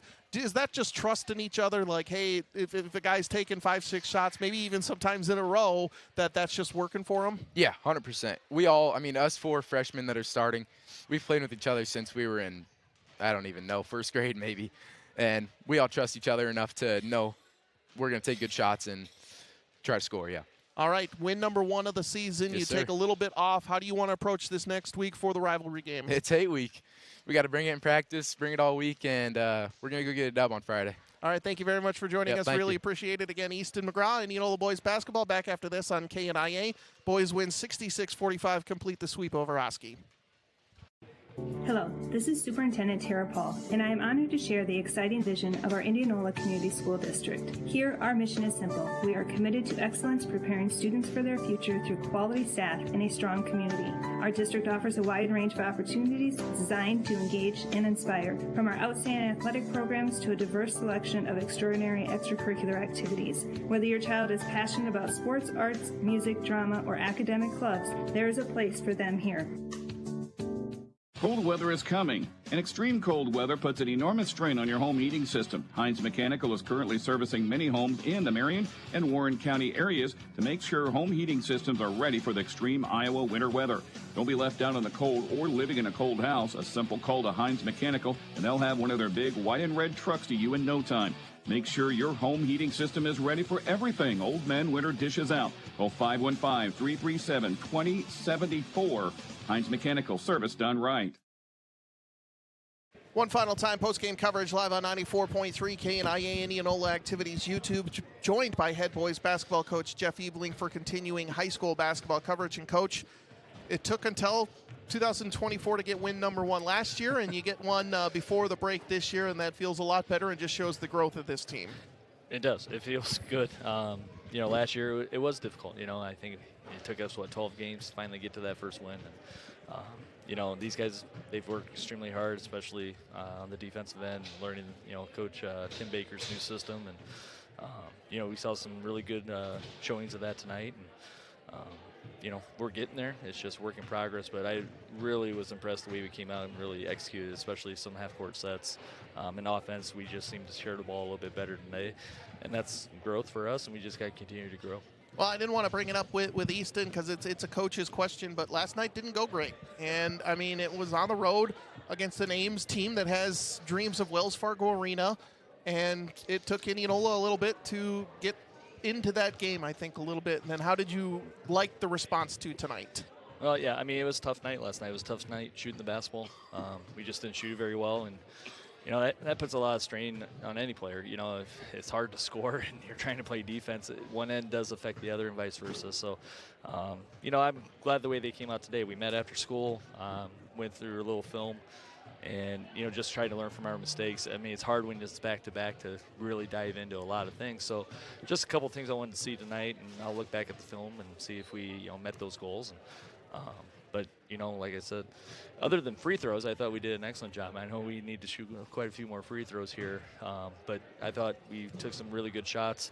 Our shot selection for everyone was much, much better, and we just got to continue to improve on that and get better each day.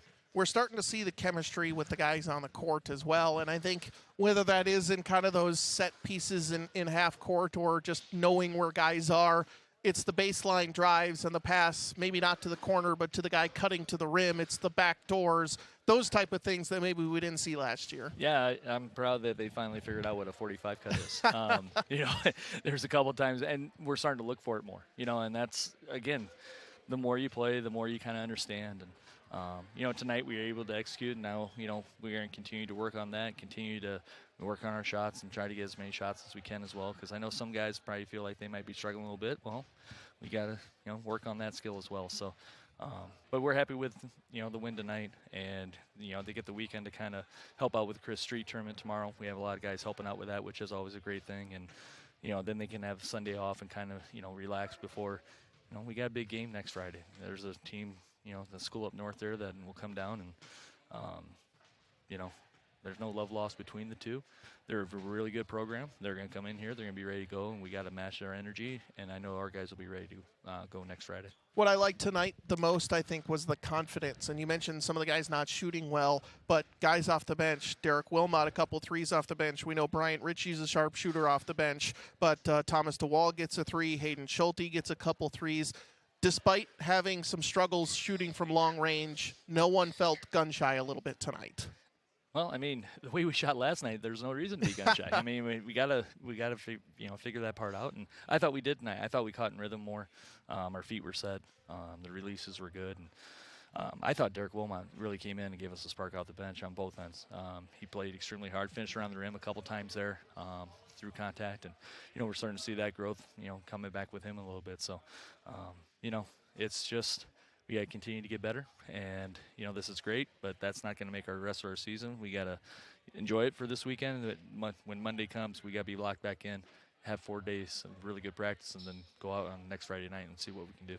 What do you think of the rotation so far? I know, again, just a couple games in, it's not quite finalized, and even if the players you have, in the rotation regular minutes-wise, I know you're still trying to figure that out. Where are you at in that process right now? Well, I mean, it's a long season too. You can't play guys 30, 32 minutes. In some of the guys that maybe don't see as much time on the floor, we're still evaluating them, seeing, okay, where can we get 2 or 3 minutes? A minute here, 3 minutes there, whatever we need. And there's some guys that have improved. We have some varsity reserve games where they're also getting playing time, so we can kind of evaluate there as well. And, I would like maybe 1 or 2 more, and we'll give those opportunities to those players, and someone will hopefully step up and take that opportunity. And but we'll just nothing's ever set in stone, and at this point of the year, because like we just said, it's a long season. Injuries happen as well, sicknesses happen.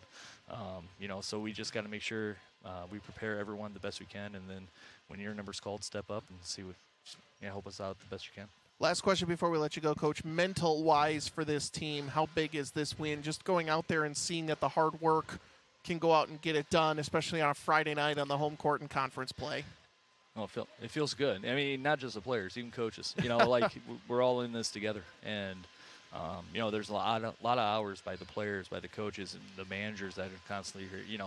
Our families, at home, with the coaches' families and the players' families. There's a lot that goes into it, and you want to celebrate these wins and recognize it, but we also know, like I said before, we've got work to do, and that school up north is going to come down here and really try to take it to us, and I know that our guys will be ready to go. Thank you very much for joining us, Coach. Really appreciate it. That'll wrap up the broadcast, the one to count on for today's local sports coverage, 94.3 KNIA. For Rick Wilson, I'm Andrew Swadner. And so long, Old Sport. We'll see you next Friday as Indianola takes on Norwalk.